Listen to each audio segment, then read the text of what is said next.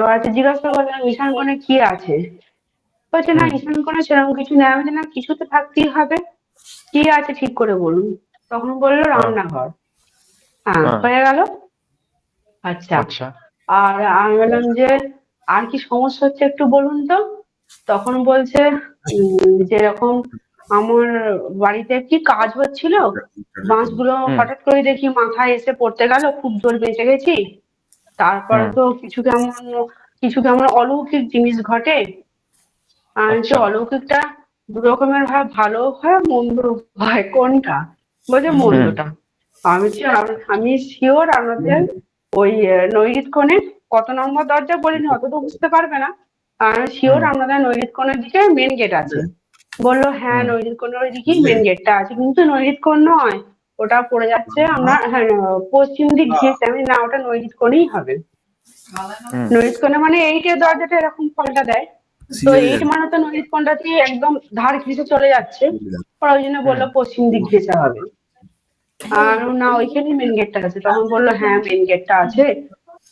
আর কি ব্যাস হয়ে গেছে, বুঝে গেছি। তারপরে বলছে, দুজনে আলোচনা করছি, সব কথা বলবো খুলে, সব কথা বলবো খুলে। বলছে হ্যাঁ বলো আচ্ছা না।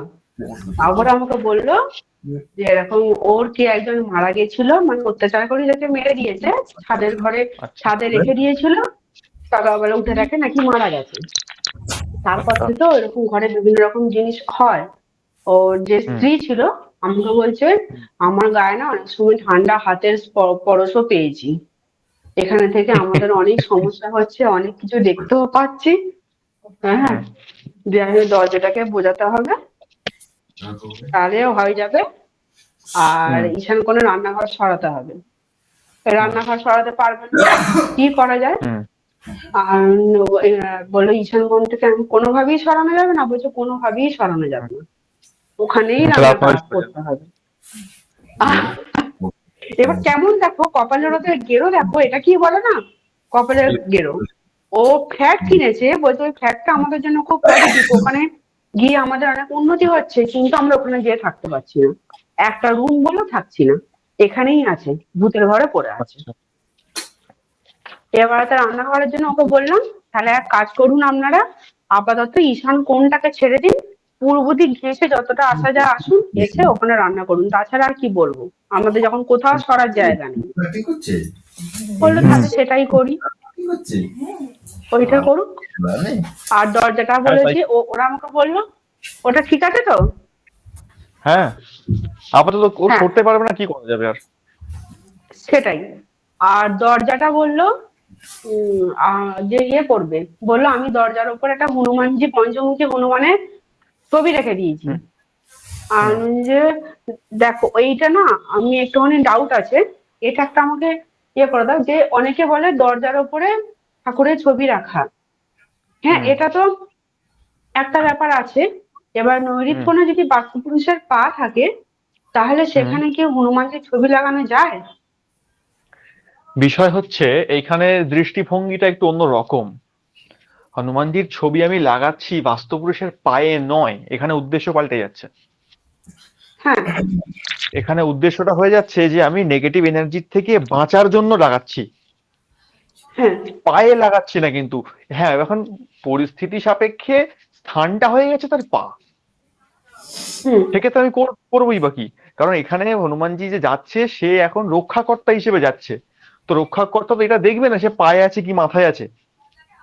হুম ব্যক্তি পায়ে আছে না মাথায় আছে না হাতে আছে না জানুতে আছে তখনই দেখে যখন সে পূজিত হচ্ছে বা তাকে সেখানে হুম পার্মানেন্টলি জায়গা দেওয়া হচ্ছে, তখন সে দেখে সেটা। কিন্তু যখন তাকে আচ্ছা, একটা তার মানে কর্তব্য একটা দায়িত্ব দেওয়া হচ্ছে, তখন সে সেটা দেখে না সে হুম, কোথায় যাচ্ছে। তখন তার ফুল ফোকাসটা থাকে তার দায়িত্বের ওপর, তার কর্তব্যের ওপর। তার মানে তো এখানে পুরোটাই উদ্দেশ্য। হনুমানজিকে যে প্লেস করা হলো, হ্যাঁ উদ্দেশ্য, এখানে হুম হনুমানজিকে যে প্লেস করা হলো নৈಋত্য কোণে, এখানে উদ্দেশ্য একটাই, যে নেগেটিভিটি আমার মধ্যে বা আমার বাড়ির মধ্যে প্রবেশ করছে তাকে তুমি আটকাও, তাকে প্রবেশ করতে হ্যাঁ দিও না, এটাই হ্যাঁ, উদ্দেশ্য। তার মানে এটা, কিন্তু ওটা তার পা মানে এটা আছে দেওয়া থাকবে। যাবে না এমনটা নয়। হ্যাঁ থাকতেই পারে, থাকবে মানে আচ্ছা, পার্মানেন্টলি নয়। মানে পার্মানেন্ট আপাতত মানে সলিউশন তো রাখা যেতে গেটটাকে পারে। সরিয়ে ফেলা। হ্যাঁ কারণ হ্যাঁ ওই মূর্তিটা ওখানে কতদিন অ্যাকশন থাকবে, এটা একটা বড় ব্যাপার কিন্তু। হুম খুব বড় জোর হলে 3 মাস। এগুলোর সময়কাল রয়েছে। আমি নরিতকোণে আমার প্রধান দরজা, সেখানে একটা নেগেটিভিটি আসছে, খুব সমস্যা হচ্ছে, আমি সেখানে হনুমানজির মূর্তি রাখলাম। কদিন অ্যাকশন থাকবে? 3 মাস অ্যাকশন থাকবে, এর বেশি থাকবে না। 3 মাস পর থেকে ধীরে হুম ধীরে ধীরে ধীরে বা 3 মাসের আগে থেকেও ধীরে ধীরে তার অ্যাকশন কম হতে থাকবে, ক্ষমতা কমতে থাকবে।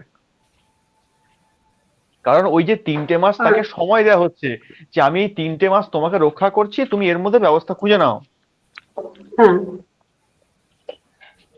এটা সুযোগ। তাহলে তো বুঝতে পেরেছি, তাহলে তো ওর টাইম শেষ হয়ে গেছে।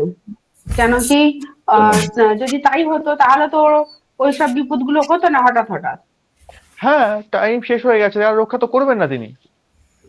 তিনি একটাই কথা বলে, আমি অনেক সময় দিয়েছি বাবা, আর তো দেওয়া যাবে না। হুম তুমি সুযোগ পেয়ে গেছো নাকি? আমি তোমার রক্ষাকর্তা থাকি সারা জীবনের জন্য। আর কি পেয়েছো? হ্যাঁ। বলছে আমরা যে এই বাড়িতে থেকে যত রকম প্ল্যান করছি সব ভেস্তে যাচ্ছে। তো ভেস্তে যাবে।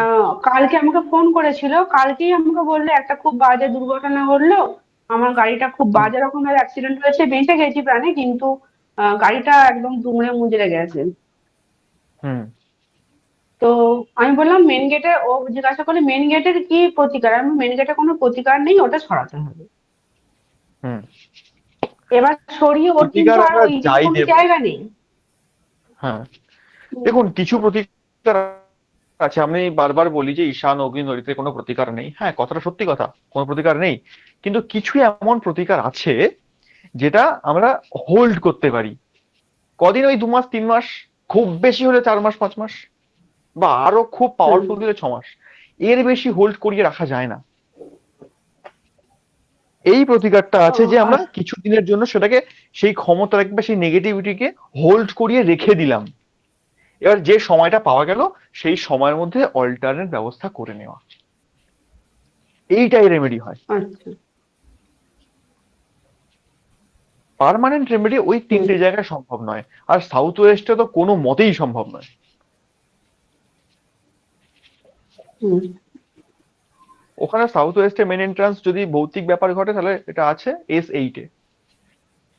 হ্যাঁ, এইটাই আছে, W1-এ চলে ওটা গেলে, এখন আমাকে হ্যাঁ, বলিনি। ডব্লিউ ওয়ান যদি হয়, ডব্লিউ ওয়ান হুম যদি হয়, ডব্লিউ ওয়ান হলে ওটা ভৌতিক ব্যাপারটা কম হবে, কিন্তু ফিনান্সিয়াল হুম লসেসটা প্রচুর পরিমাণে হবে।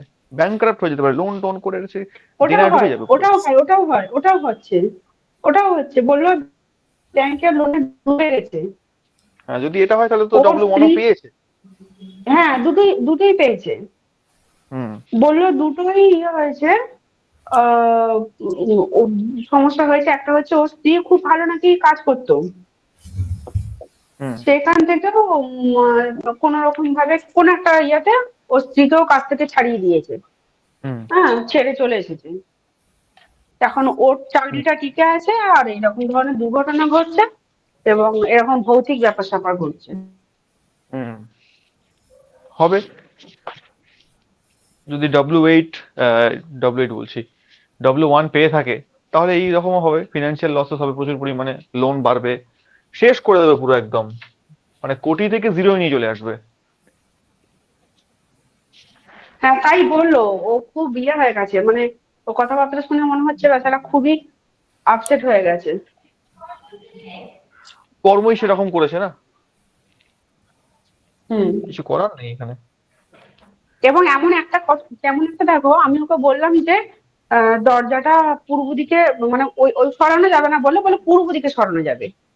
হুম ঠিক আছে, তাহলে ম্যাপটা ওকে পাঠাতে বলেছি, আর ম্যাপটা পাঠান, ওটা দেখে আমি বলবো যে কোন কোন খানটা করে দরজাটা করা যাবে।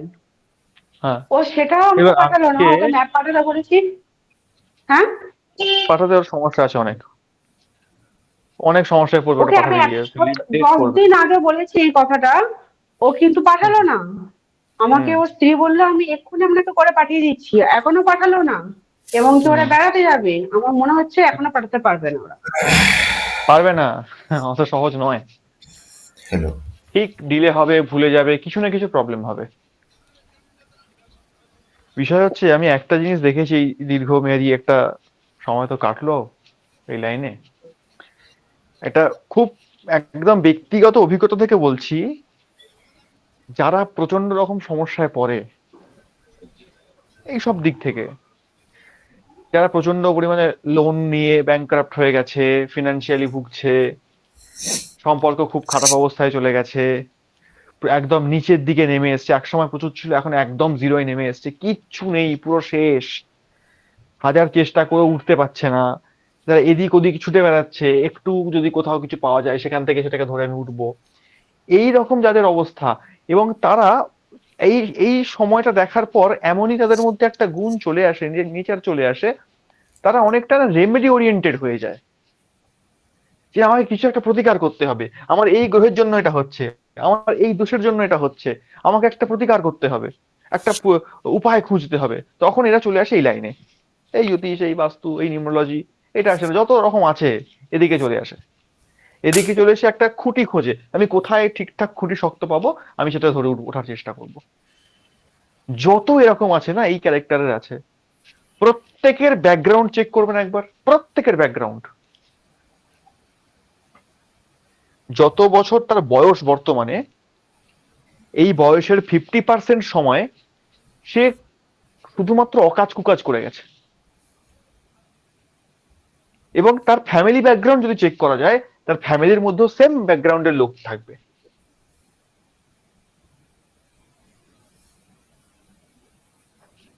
আর না হলে যারা সাধারণ মোটামুটি ছাপোষা লোক, তারা এই লাইনে আসে না এমনটা না, তারা বিশ্বাস থেকে আসে, ভরসা থেকে আসে, শ্রদ্ধা নিয়ে আসে, তাদের কিন্তু এত সমস্যা নেই, তাদের ছোটখাটো কিছু সমস্যা থাকে, সেটাকে একটু রেমেডি করে দিলেই সলভ হয়ে যায়, কোনো ব্যাপারই নয়। আর যারা এত বড় বড় বোয়াল মাছ, যারা এরকম সমস্যা নিয়ে আসে না, রাঘব গোয়াল, এদেরকে হাজার রেমেডি করে দিন, কোনো রেমেডি ফুল সাপোর্ট দেবে না। আমি নিজে করে দেখেছি। এই কিছুদিন আগের একটা ঘটনা, দুটো কাজ করলাম। একটা খুব ছাপোষা সাধারণ বাড়িতে, যেটা হচ্ছে যে বয়স্ক স্কুল মাস্টার মশাই, তার পেনশন আটকে গেছিল প্রায় 12-14 বছরের বেশি, পেনশন পাচ্ছিলই না। তো সেটা খুব ইজিলি সলভ হয়ে গেল অগ্নিকোণে রান্নাঘরটা ট্রান্সফার করার পরই। রান্নাঘর পুরোপুরি তো যায়নি, সে জাস্ট এক টেবিল নিয়ে সেখানে গ্যাস ওভেনটা নিয়ে রান্না করছিল, ওটা আমাদের রেমেডি ছিল, বলে দিলাম। ওখানে রান্নাঘরটা শিফট করিয়েছে, তার 1 মাসের মধ্যেই মোটামুটি তার পেনশনটা চালু হয়ে গেছে, যেটা ওদের আশার বাইরে ছিল। বহু লড়াই করেছে, বহুবার ব্যাংকে এদিক ওদিক যেখানে যেখানে ছোটাছুটি করা, সব জায়গায় গেছে, কোনো মতেই পেনশন চালু করতেই পারেনি। আর চালু হওয়ার কোনো কথাও ছিল না সেভাবে, কিন্তু অগ্নিকোণের রান্নাঘর ট্রান্সফার করার পরেই চালু হয়ে গেল। সে খুব খুশি, না আমি রেজাল্ট পেয়েছি, আমার সবকিছু হচ্ছে বা ঠিকঠাক আছে, কোনো প্রবলেম নেই। শারীরিক অসুস্থ হয়ে গেছিল, খুব অবস্থা খারাপ হয়ে গেছিল, সেখান থেকে ধীরে ধীরে রিকভারি করে ফিরে ফিরে এসেছে অনেকটাই। তো আরো অনেক রকম উপকার হয়েছে তার। কিনা ছোট্ট একটা রেমেডি, বিশেষ কিছু চেঞ্জেস নেই সেখানে, একটারই কাজ হয়ে গেল। আর একটা বাড়িতে কাজ করলাম, তাদের প্রচুর চেঞ্জ করানো হয়েছে, প্রচুর, প্রায় 1 থেকে 2 লক্ষ টাকার চেঞ্জ করানো হয়েছে। তো ওর চেঞ্জ আর এর চেঞ্জ যদি আমি তুলনা করি, দেখা যাবে যে ছোট্ট একটু সামান্য কয়েক হাজার টাকার চেঞ্জ করে কয়েক লক্ষ টাকার লাভ পেয়েছে, আর এ কয়েক লক্ষ টাকার চেঞ্জ করে কয়েক হাজার টাকার লাভ পেয়েছে। এটা কেন হয়? পুরোপুরি ব্যক্তিগত কর্মের উপরে, পুরো কর্মের উপর নির্ভরশীল। এটা চেঞ্জ করিয়েছে, লাভ যে একদম সে পাবে না এমনটা নয়। যদি তার কর্ম খুব খারাপ থাকে, সে 1 লক্ষ টাকার চেঞ্জ করিয়েছে, লাভ পাবে কত টাকার? লাভ পাবে 70-80 হাজার টাকার লাভ পাবে, পুরো 1 লক্ষ টাকার লাভ সে পাবে না। আর যে ব্যক্তির কর্ম ঠিকঠাক আছে, ভালো আছে, সে খুব কম করে 1000-2000 টাকার চেঞ্জ করিয়েছে, সে লাভ পাবে কিন্তু লাখ 2-5 লাখ টাকার লাভ পেয়ে যাবে। এটা কোথাও লেখা নেই, এটা আমি একদম আমার ব্যক্তিগত এক্সপিরিয়েন্স থেকে বললাম, আমি দেখেছি এরকম, বহু জনের উপর অ্যাপ্লাই করেছি এটা, তারপর আপনাদের এই কথাটা বলছি। অনেকে তো আবার প্রতিকার করাতেও পারে না, করাতেই হ্যাঁ, পারে না, করাতেই পারে না, কিন্তু তাদের ইচ্ছে আছে করানোর, করাতে পারছে না। ইচ্ছা আছে আর যদি কিন্তু পারে না ব্যাকগ্রাউন্ড, না। হ্যাঁ, যদি ব্যাকগ্রাউন্ড চেক করে দেখা যায় যে কর্ম খুব একটা বেশি খারাপ নয়, যদি এরকম ব্যক্তি পাওয়া যায় প্রতিকার করাতে পারছে না, ব্যাকগ্রাউন্ড খুব খারাপ নয়, সামান্য কিছু তাকে দেয়া হোক, সামান্য কিছু, চেঞ্জ হবে, চেঞ্জ হবে, ধীরে ধীরে চেঞ্জ হবে। দেখা গেল 1-2 মাসের মধ্যেই চেঞ্জ হলো। কি চেঞ্জ হবে? না, তার কাছে সামর্থ্য চলে আসবে, এবার সে প্রতিকারটা করাতে পারবে, এই সামর্থ্য তাকে দিয়ে দেওয়া হয়। এইবার সেই সামর্থ্যটাকে তাকে সঠিক কাজে লাগাতে হবে, চেঞ্জের দিকে লাগাতে হবে। যদি লাগিয়ে ফেলে, তারপর আবার ডাবল চেঞ্জ। আর না লাগাতে পারলে আবার পুনরায় সে একই জায়গায়, পুনঃ মুশিক ভব। আমাদেরকে দেখুন, বাস্তু এমন একটা জিনিস না, বাস্তু হ্যাঁ চেঞ্জ করতে হয়, এ করতে হয়, সে করতে হয়, এখানে এটা হয়, সেখানে সেটা করতে হয়, সব ঠিক আছে, কিন্তু এর পরও একটা প্র্যাকটিক্যাল জিনিস আমাদের বুঝতে হবে। বাস্তু যখন আমরা করতে যাচ্ছি না, প্র্যাকটিক্যাল যখন যাব, তখন একটা জিনিস আমাদের মানে একদম মাথায় রাখতেই হবে, এটা অত্যাবশ্যক জিনিস একটা, শুধুমাত্র বাড়ির মধ্যে চেঞ্জ করালে হবে না, সম্ভব নয়। আমাদের বাড়ির মধ্যে চেঞ্জ করানোর সঙ্গে সঙ্গে সেই বাড়িতে থাকা যে ব্যক্তিগুলো আছে তাদের মাইন্ডসেটের উপরেও কাজ করতে হবে। যদি তাদের মাইন্ডসেট ঠিকঠাক না করা যায় বা তাদেরকে মোটিভেট না করা যায়, তাহলে আমি কাজটা বেকার করছি, লাভের লাভ কিছু হবে না। কারণ এ আজকে বিপদে পড়েছে বলে অহংকার ত্যাগ করে বিনয়ী ভাব নিয়ে আমাকে বাঁচান এই বলে ছুটে এসছে। যখন এর কাছে অর্থ চলে আসবে না, পুনরায় এ দাম্ভিক হয়ে যাবে, পুনরায় এর মধ্যে অহংকার চলে আসবে, আর পুনরায় সে আবার একই কাজ করবে যে কাজের জন্য সে ভিখিরি হয়েছে, আবার ভিখিরি হবে। তখন দোষটা কিন্তু আপনার ঘরে আসবে, হ্যাঁ আপনি করে গেলেন তখন তো ঠিকঠাক ছিল, আবার কেন এরকম হলো, কি করে গেলেন? এটা আবার কি ধরনের কথা? এটা খুব অন্যায়। হ্যাঁ, এই ধরনের কথাবার্তাগুলো খুব অন্যায়। হ্যাঁ, এটা আমাকে নিজেকে শুনতে হয়েছে। আপনি করেছেনটা কি কাজ, করেছেনটা কি? 3 বছর আগে একজনের কাজ করেছিলাম, অবস্থা এটা একদম আমাকেও জিরোতে নেমে বলেছে, গেছিল। হ্যাঁ, এটা আমাকেও হয়, বলেছে গো। এটা হয়, আমাদের প্রফেশনে এটা হয়। আমি এখন তিন খুব বছর আগে জ্বলছি কাজ একজনকে করেছিলাম। নিয়ে। হুম, হয়, এটা এগুলো তো থাকবে। 3 বছর আগে একজনের কাজ করেছি, সে একদম জিরোই ছিল, 1 টাকা ভিজিট নিইনি তার থেকে, পুরো কাজ করে দিয়েছিলাম। 3 মাস পর থেকে তার ইনকাম স্টার্ট হয়, ধীরে ধীরে ধীরে ধীরে গ্রোথ করে গ্রোথ করে গ্রোথ করে। তো সে বলেছিল আমাকে সেই সময় যে আমি আপনার থেকে আজকে ফ্রিতে কাজ করলাম, আমার যেদিন টাকা হবে আপনি সব টাকা দিয়ে দেবো। সেটাকে আজও আমার কাছে আসেনি, যাই হোক। কিন্তু 1 বছরের মধ্যে সে যে জায়গায় চলে যায়, সে আমার ধরাছোঁয়ার বাইরে। মানে এক সময় সে আমার কাছে এসেছিল হাত জোড়ো করে পায়ে পড়ে যাওয়ার অবস্থা, যে আমাকে বাঁচান। আর আজ থেকে ঠিক 1 বছর আগে সে আমার ধরাছোঁয়ার বাইরে চলে গেছে। মানে এতটাই তার প্রতিপত্তি বেড়ে যায়। কিন্তু সে প্রতিপত্তি বেড়ে গেছে, অর্থ এসে গেছে, অহংকার এসে গেছে, পুনরায় একই কাজ, যে কাজ করেছে ভিখারির দশা এসেছিল 3 বছর আগে, পুনরায় একই কাজ করলো। একই কাজ করার পর এই ওর ফোন আমার কাছে গেস্ট এই সপ্তাহখানেক আগে এসেছিল, যে আমি আবার সেই একই জায়গায় চলে এসেছি, আমার সব ফিরে এসেছিল, আমি সব কিছু করে নিয়েছিলাম, আমি এখন আবার একই জায়গায় কেন গেলাম, আপনি কি করে গেলেন আমাকে আবার একই জায়গায় ফিরে? আমি করলাম না, আপনি করলেন। তখন যখন একটু হয়ে ধমকে দিয়ে point to point point to point point ধরিয়ে দিলাম, তখন না আমারই ভুল হয়েছে, ঠিক করে ভুলকে আবার আপনি বাঁচা, আমি আর বাঁচাতে পারবো না, আমার পক্ষে আর কিছু করা সম্ভব না, আমি যা করার করে দিয়েছিলাম, এবার নিজেকে নিজে বাঁচান। এই সমস্ত ব্যক্তিও আসবে, এদের সাহায্য জীবনে একবারই করবেন, বারবার নয়, যেখানে খুশি যাক, দরকার নেই, এদের থেকে আমার লাভ নেই, এরা বেকার রয়েছে, এরা পৃথিবী ধরিত্রীর কাছে একটা বোঝা আর কিছুই না, কিছু করতে পারবে না জীবনে। ওই একবার দুবার আসবে, প্রচন্ড অর্থ নিয়ে আসবে, দম্ভ নিয়ে আসবে, সমাজের ক্ষতি করবে, আবার বিক্রি হবে, আবার চলে যাবে, আবার আসবে, এই করবে এরা। তো এদের উপকার করার লাভ নেই। তো আমি একজনকে নিয়ে ঝরে পড়ে মরছি গো, সেই বিয়ে, সেই মেয়ের বিয়ে নিয়ে পড়েছে। ওরা দেখাশোনা করবে না, আমি কি করবো বলো তো? আমি বলেছি বিয়ে হবে, তাতে বিয়েটা হোক, তার জন্য তো দেখাশোনা করতে হবে।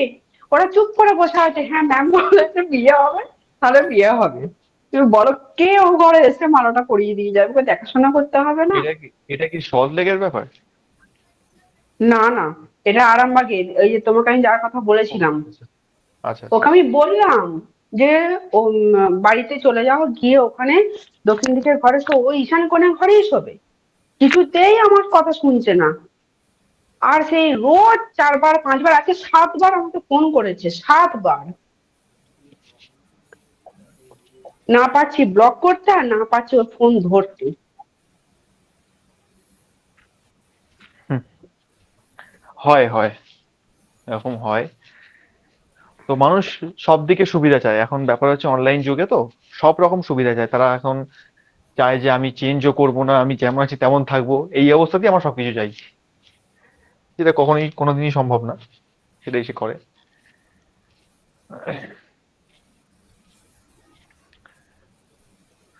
তো যাই হোক, এই তো অবস্থা এখন।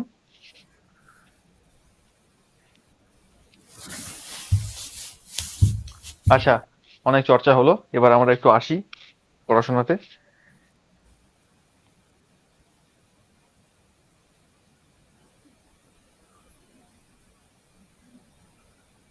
আচ্ছা, রেকর্ডিং হচ্ছে তো ক্লাসের?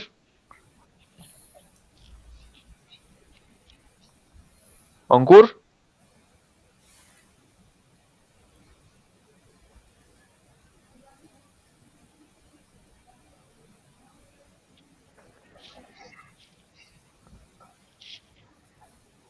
রেকর্ডিং হচ্ছে কিনা একবার কনফার্ম করো আমাকে।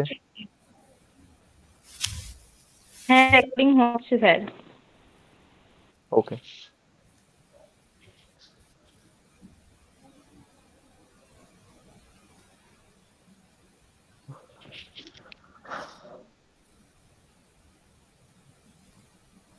ঠিক আছে, স্টার্ট করা যাক।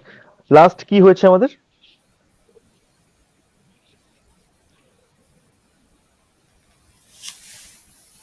লাস্ট আমরা কি পড়েছি, কার মনে আছে? লাস্ট তো আগের দিনে ওই দুটো ব্যাচ একসাথে আলোচনা হলো। হ্যাঁ, টপিক কি ছিল? মানে ওটা তো 16 দিকের একটা টপিক ছিল, কিন্তু আপনাদের পুরোনো ব্যাচের লাস্ট কোন টপিকে শেষ করেছি আমরা? কোন চ্যাপ্টার শেষ হয়েছে? চ্যাপ্টার ধরতো না, ওরা দিক ধরে ধরে কি দিকে কি করা যায়, কি দিকে কি না করা যায় সেগুলো নিয়ে বলছিল। না, ওটা তো একটা চর্চার মতন ছিল, আর কিছুই না। ওটা তো আপনারা জানেন সবটাই। হ্যাঁ, ওরা বলছিল ওদের অনেকটা কি জানেনি, বা বরঞ্চ আপনার এই ভিডিও গুলো ফলো করলে পরেই ও সব ইনফরমেশন ওরা পেয়ে যাবে। পর আপনি দিক অনুযায়ী যে 16টা দিকে ভিডিও দিয়েছিলেন বেশ 2-3 মাস আগে, ওগুলো ফলো করলে আপনি পেয়ে যাবেন। হ্যাঁ, ওখানে সবটা বলা আছে, ঠিক একদম। আচ্ছা, এবার আপনাদের পুরোনো ব্যাচের যে লাস্ট টপিকে কি পড়াশোনা হয়েছে? সিঙ্গেল ব্যাচের কথা বলছি আমি, মানে গত ক্লাস, তার আগে ক্লাসে লাস্ট কি হয়েছে আমাদের, তারপর থেকে আমরা শুরু করবো আজকে। উম, আমি সিলেবাসটা বললে বুঝতে পারবে। মোটামুটি এই ওপরের গুলো আমি আর বলছি না। ব্যবসায় উন্নতি অবনতি এটা হয়ে গেছে, বাস্তুর সঙ্গে শরীর স্বাস্থ্যের সম্পর্ক হয়ে গেছে, বাস্তু পরিবারটা, বাস্তুর ওপর ব্যক্তির কেরিয়ার, হুম। এইটা বোধহয় হয়নি। বাস্তু বিচারের টেকনিক এবং সমস্যা অনুযায়ী প্রতিকার, হুম। এটা আছে। এরপর আছে প্রতিকার হিসেবে পিরামিড ও ধাতুর ব্যবহার। ব্যাস, ঠিক আছে, আর যাবো না। তারপরে আছে আজকে আজকে টেকনিক এবং প্রতিকারের উপরই ক্লাসটা হবে, ঠিক আছে? উম, বিচারের টেকনিক আর প্রতিকার। বিষয় হচ্ছে, বিচারের টেকনিক যদি আসি, আমরা টেকনিক কিভাবে দেখব? না, বাস্তু যখনই আমরা বিচার করব, না আমরা বিচার করতে জানি, আমাদের প্রথমে একটা ম্যাপ লাগবে, সেই বাড়িটার ড্রয়িং লাগবে, সেটার আমাদের ব্রহ্মস্থান বের করতে হবে। ব্রহ্মস্থান বের করে সেখানে আমরা চক্র প্লেস করব। চক্রটা সেই ব্রহ্মস্থানে রাখার পর আমাদের ডিগ্রি চেক করতে হবে। ডিগ্রি চেক করার অনেক রকম পদ্ধতি আছে, আমরা জানি, শিখেছি সেটা। সব থেকে উত্তম পদ্ধতি হলো গুগল আর্থ প্রো থেকে ডিগ্রি দেখে নেওয়া। ডিগ্রি দেখে নিলাম, দেখে নেওয়ার পর আমরা চক্রের মধ্যে ডিগ্রি বসিয়ে দিয়ে চক্রটাকে ঘুরিয়ে দিলাম, সেখানে যা ডিগ্রি থাকবে সেটা ওখানে এন্টার করে দিলাম। এইবার আমার কাছে পুরো ম্যাপ রেডি, আমি চক্রের মধ্যে দিয়ে পুরো ম্যাপটাকে দেখতে পাচ্ছি, বাড়িটার কোন জায়গা কোন জোনে পড়ে আছে, কিভাবে দেখছে সেই জায়গাটা, কোন গেটটা কত নম্বর গেটে পড়ে আছে, একদম ডেট আমার। আমি কি বলবো, আমি যেখানে গেছি ক্লায়েন্টের কাছে, যাকে যে বলবো কথাগুলো, আমি কিভাবে বলবো কথা, আপনার এখানে এটা আছে, সেখানে সেটা আছে, এটা করতে হবে, সেটা করতে হবে, না, এভাবে না। এইখানে আসছে টেকনিক। এখানে আমরা টেকনিক অ্যাপ্লাই করতে হবে। কি রকম টেকনিক? আমরা কাজ করব সবসময় রিভার্স টেকনিকে। রিভার্স টেকনিক বলতে অতীতকে তুলে ধরা। অতীতকে না তুলে ধরলে মানুষের মধ্যে বিশ্বাস ব্যাপারটা সেটা আসবে না। আর যে কোনো কাজ যদি বিশ্বাসের সঙ্গে না করা হয়, তার পূর্ণ ফল প্রাপ্ত করা যায় না। এই হেতু আমাদেরকে কি করতে হবে, যখনই কোনো একটা দোষ আমরা দেখতে পাচ্ছি, যেখানে সেটা উত্তরে হতে পারে, অগ্নিতে হতে পারে, ঈশানেও হতে পারে, পুরো 16 দিকের মধ্যে যেখানেই দোষ দেখতে পাই না কেন, সেই দোষটা কেন হলো। এখানে টয়লেটটা এসেছে, ঈশানেই টয়লেট এসেছে, ঈশানের টয়লেটটা কেন আসলো। আমি যদি এখন বলি ডিরেক্ট যে ঈশানের টয়লেট আছে বলে আপনার এত রোগ নানা লেগে আছে, মাসের একটা মোটা অঙ্কের টাকা ডাক্তারে খেয়ে নিচ্ছে, পরবর্তীকালে একটা কঠিন রোগ হওয়ার সম্ভাবনা রয়েছে, তো এইগুলো কি হবে, এই কথাগুলো না খুব নর্মাল কথাবার্তা। মানুষ যদি খুব অন্ধবিশ্বাসী আছে বলে হ্যাঁ ঠিক ঠিক, না আমি খুব ভয় পেয়ে গেলাম আমাকে সরাতে হবে, তারা এরকম বলবে। যারা একটু টেকনিক্যালি ভাবে, বর্তমান শিক্ষা ব্যবস্থায় যারা শিক্ষিত, তারা কি বলবে, আচ্ছা আচ্ছা আচ্ছা হ্যাঁ হ্যাঁ ঠিক আছে, না তাহলে করতে হবে, যখন আপনি বলছেন করতে হবে, ব্যাপারটাকে সে নিল লাইটলি। আর আগে যে একটু খুব বিশ্বাসী সে কিরকম নিল, সে একদম মানে খুব গম্ভীর ভাবে বিষয়টাকে নিল। তো এভাবে বললে হবে না, আমাদের যেতে হবে রিভার্স টেকনিক। এই রিভার্স টেকনিক অ্যাপ্লাই করলে কি হবে না, আমাদের নিজেদের ব্যক্তিগত জ্ঞানটাও বাড়বে, আমরাও এর ডিপে ঢুকতে পারবো, এবং তার সঙ্গে সঙ্গে আমরা একটা উত্তম জিনিস টেকনিক শিখে নিতে পারবো। কিভাবে দেখুন, প্রথমত আমি ঈশান করে বাথরুম দেখলাম, একটা বড় দোষ ঈশানের বাথরুম।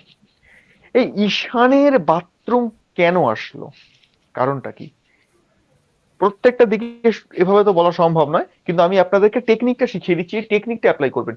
ঈশান কোণ কিসের জায়গা, বাস্তুপুরুষের মাথা, 1 নম্বর পয়েন্ট সাইড করে দিন।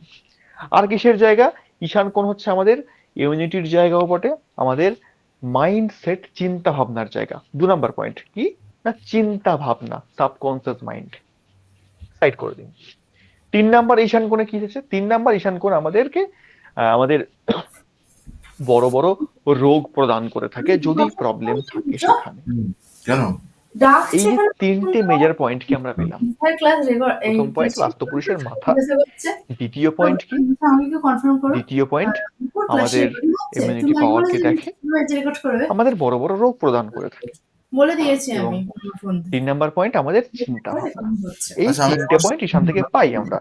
এইবার সেই মাঝখানে একবার শুনলাম কি যেন একটা ডাকছে, জায়গা যেখান থেকে পুরো মূল বিচারধারা উঠে আসবে। ঈশান কোণ সব থেকে শুদ্ধ জায়গা আমরা জানি, বাড়ির মধ্যে পজিটিভ ঊর্জা ওখান থেকেই সৃষ্টি হয়, সূর্যের কিরণ ওখানে এসেই পড়ে, হ্যাঁ তোমার কোনটা এবং শুনলাম। ঈশান কোণই হচ্ছে ধার্মিক জায়গা, পুরো বাড়ির মধ্যে ধর্মের জায়গা, ঈশ্বরের স্থান সেখানে, বিশ্বাসের জায়গা, আত্মবিশ্বাসের জায়গা ঈশান কোণ। আমি বলে দিচ্ছি।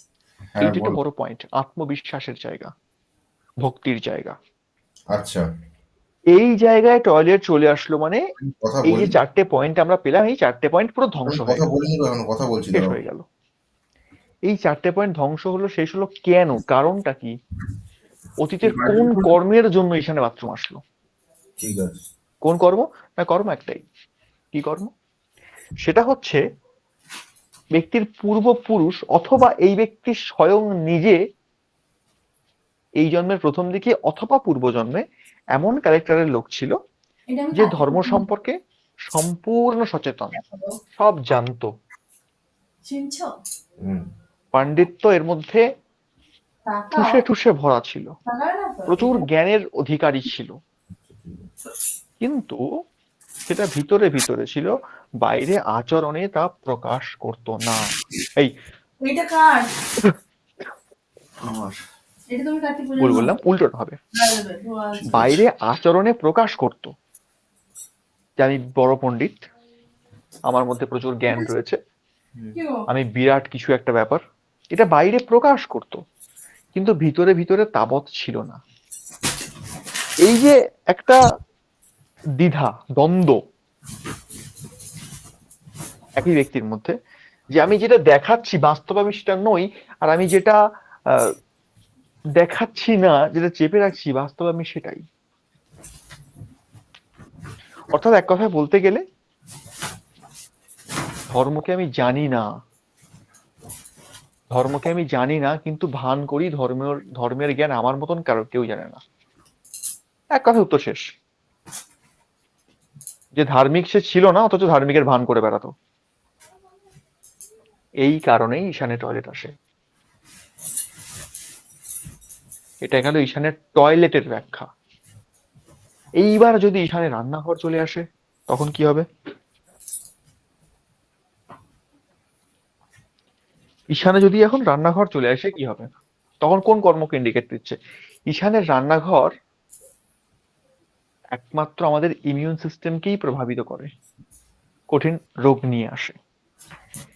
এটা হচ্ছে ব্যক্তির গত জন্ম বা তার পূর্বপুরুষদের কর্ম এমনই ছিল যে এরা জানতো কোন জিনিস খেলে স্বাস্থ্যহানি হয়, কোন জিনিস বেশি বেশি করে অভ্যাস করলে স্বাস্থ্যহানি ঘটে, প্রচন্ড রকম স্বাস্থ্যের ক্ষতি হয়, হসপিটালাইজড হলেও হতে পারে। এই ধরনের অর্থাৎ স্বাস্থ্য সম্বন্ধীয় প্রত্যেকটা জিনিসে সে ওয়াকিবহাল ছিল, সে জানতো সবটা, তথাপি সেগুলোর ব্যবহার করতো না, সেগুলো থেকে সরে যেত না, সেগুলো খুব ভালো রকম ভাবে সে আত্মসাৎ করেছে, ভোগ করেছে। তার ফলস্বরূপ সেই সময় তার কিছু হয়নি সেভাবে, কিন্তু বর্তমানে হয়েছে।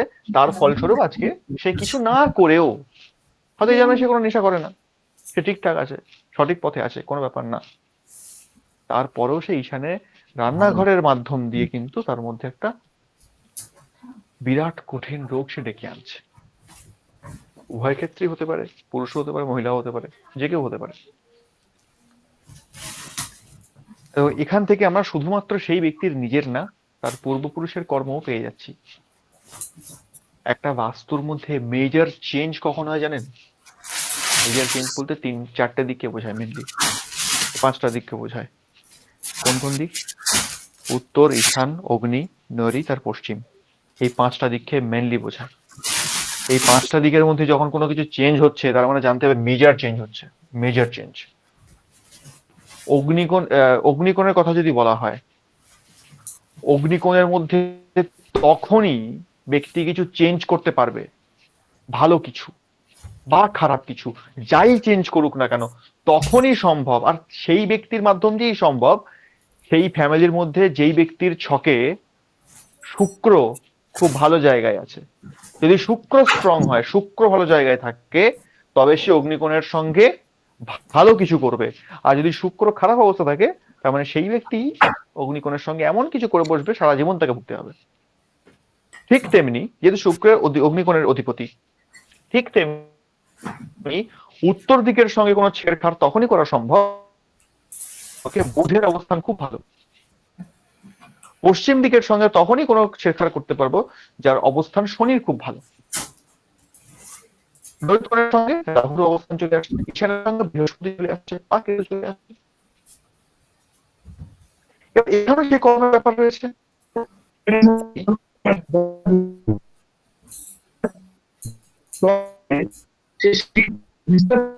আছে। যে গ্রহটা স্ট্রং হবে, ভালো হবে, তার দশান্তর দশায় স্ট্রং করবে, ভালো করবে। দেখবেন একটা জেনারেশন ফ্যামিলির মধ্যে 5 জন বাস করে, 7 জন বাস করে, তারা একটা জেনারেশন চলে গেল যে অগ্নিকোণের সঙ্গে কোন চলে আসছে, আছে, ঠিক আছে, প্রভাব পড়তে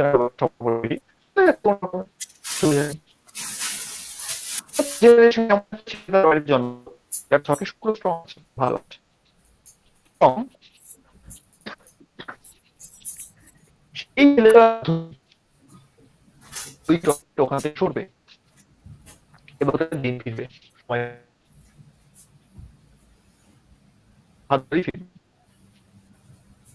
এবং এটা লাকিলি হয়। কিরকম লাকিলি হয়?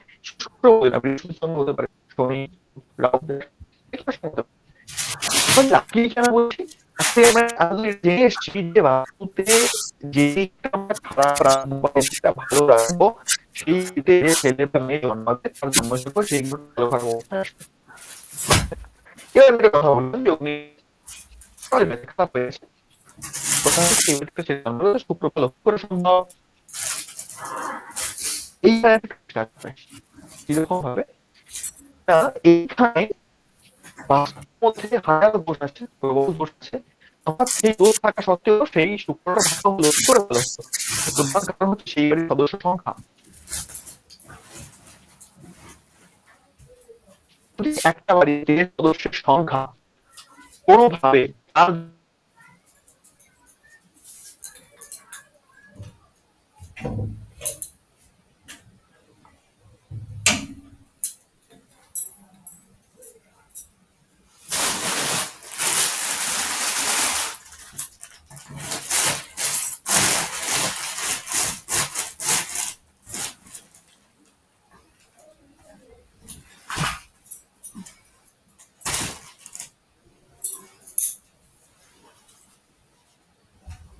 ভাই ফোন নিয়ে চলে গেছে নাকি রে?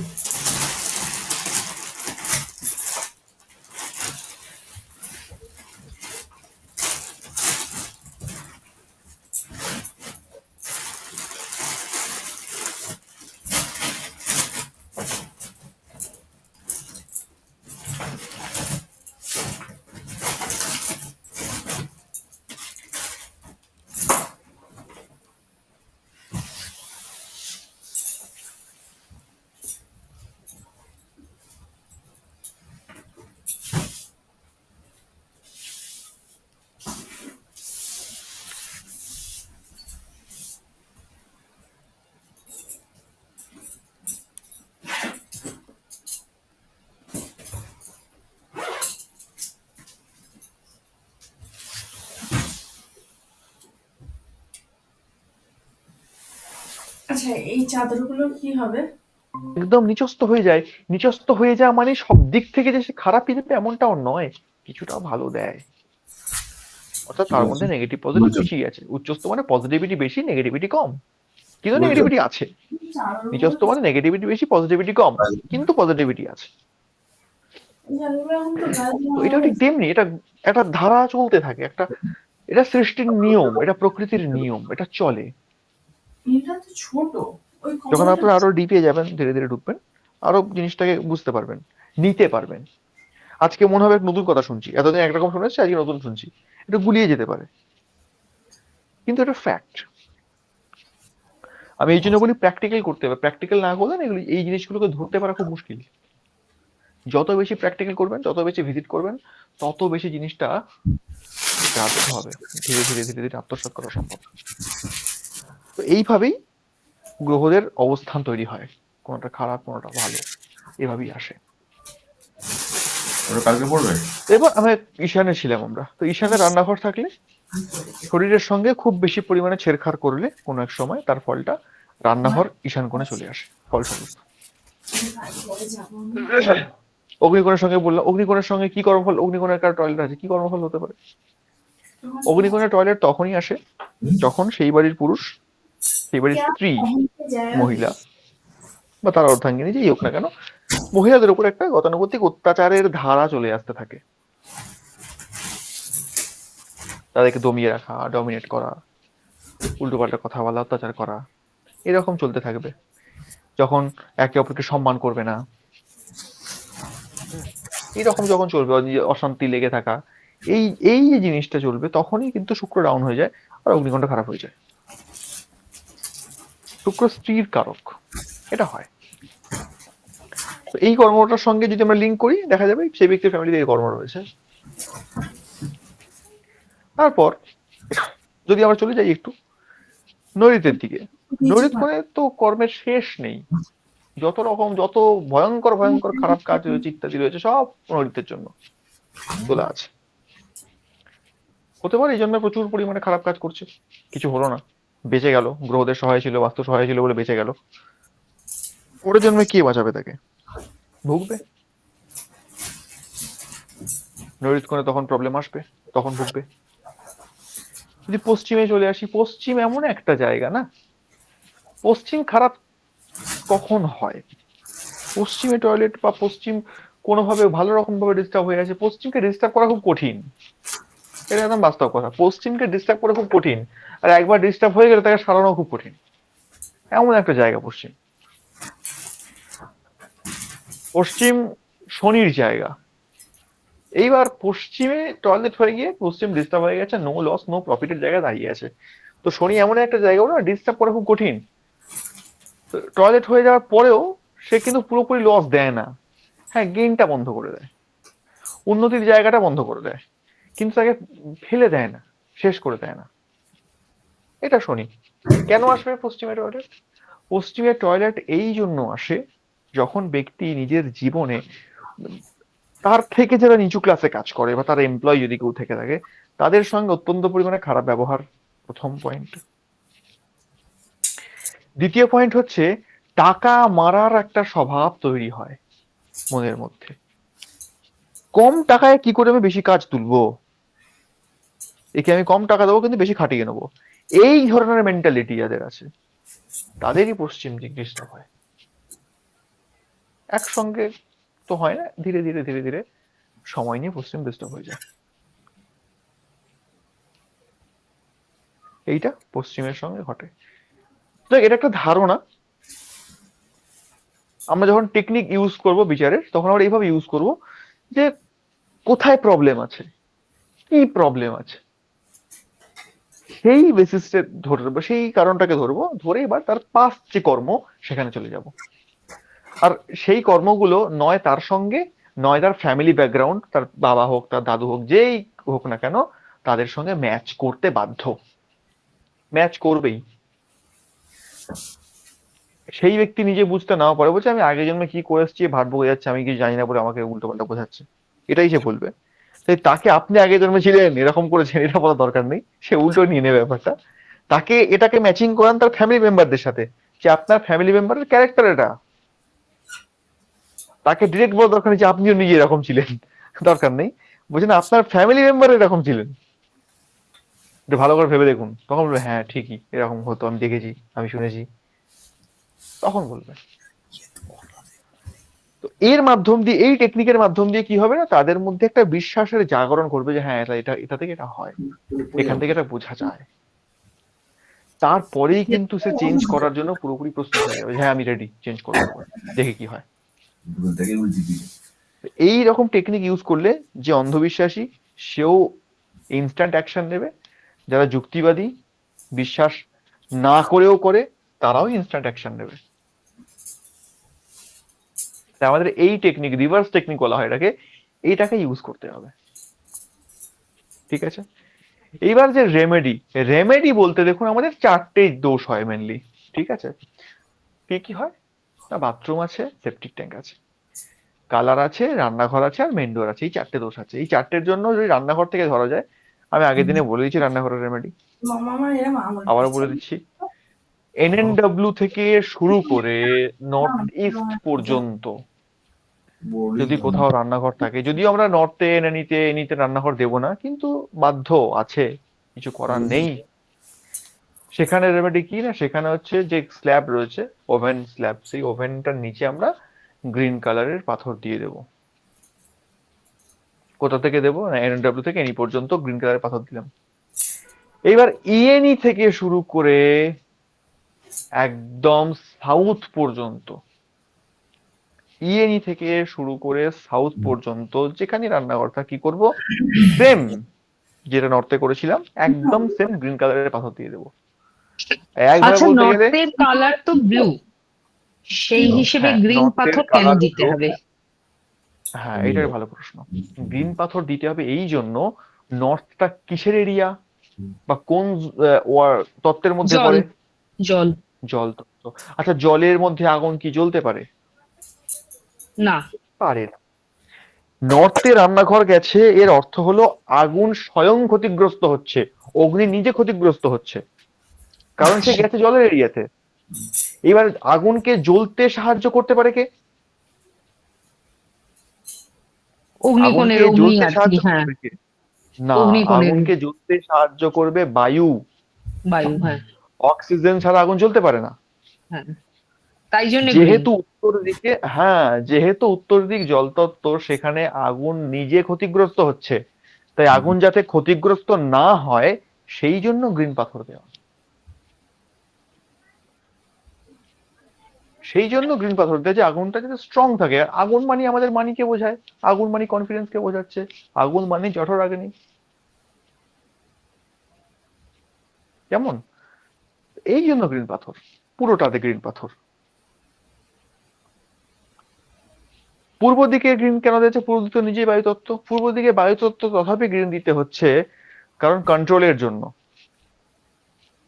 কন্ট্রোল একমাত্র বায়ু, বায়ুকেই কন্ট্রোল করতে পারে, তো এই কন্ট্রোলটার জন্য এখানে গ্রিন দেওয়া হচ্ছে। অগ্নিতেও তাই, যাতে কোনোভাবে নিভে না যায়, আগুনের ফুলকি বেশি না উঠে পড়ে, এই জন্য সেখানেও বায়ুকে দিয়ে কন্ট্রোল করা হচ্ছে।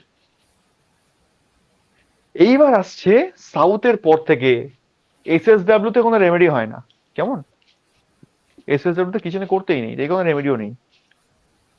সাউথ ওয়েস্ট থেকে একদম নর্থ ওয়েস্ট পর্যন্ত যেখানে কিচেন থাকবে সেখানে আমরা ইয়েলো কালারের স্ল্যাব ইউজ করবো, কিচেনের রেমেডি কমপ্লিট। এবার নানা রকম আরো থাকে, জোন অনুযায়ী আমরা লাইট ব্যবহার করতে পারি। SW থেকে NW NW, হ্যাঁ, কি রং করব? ইয়েলো, হলুদ। আচ্ছা,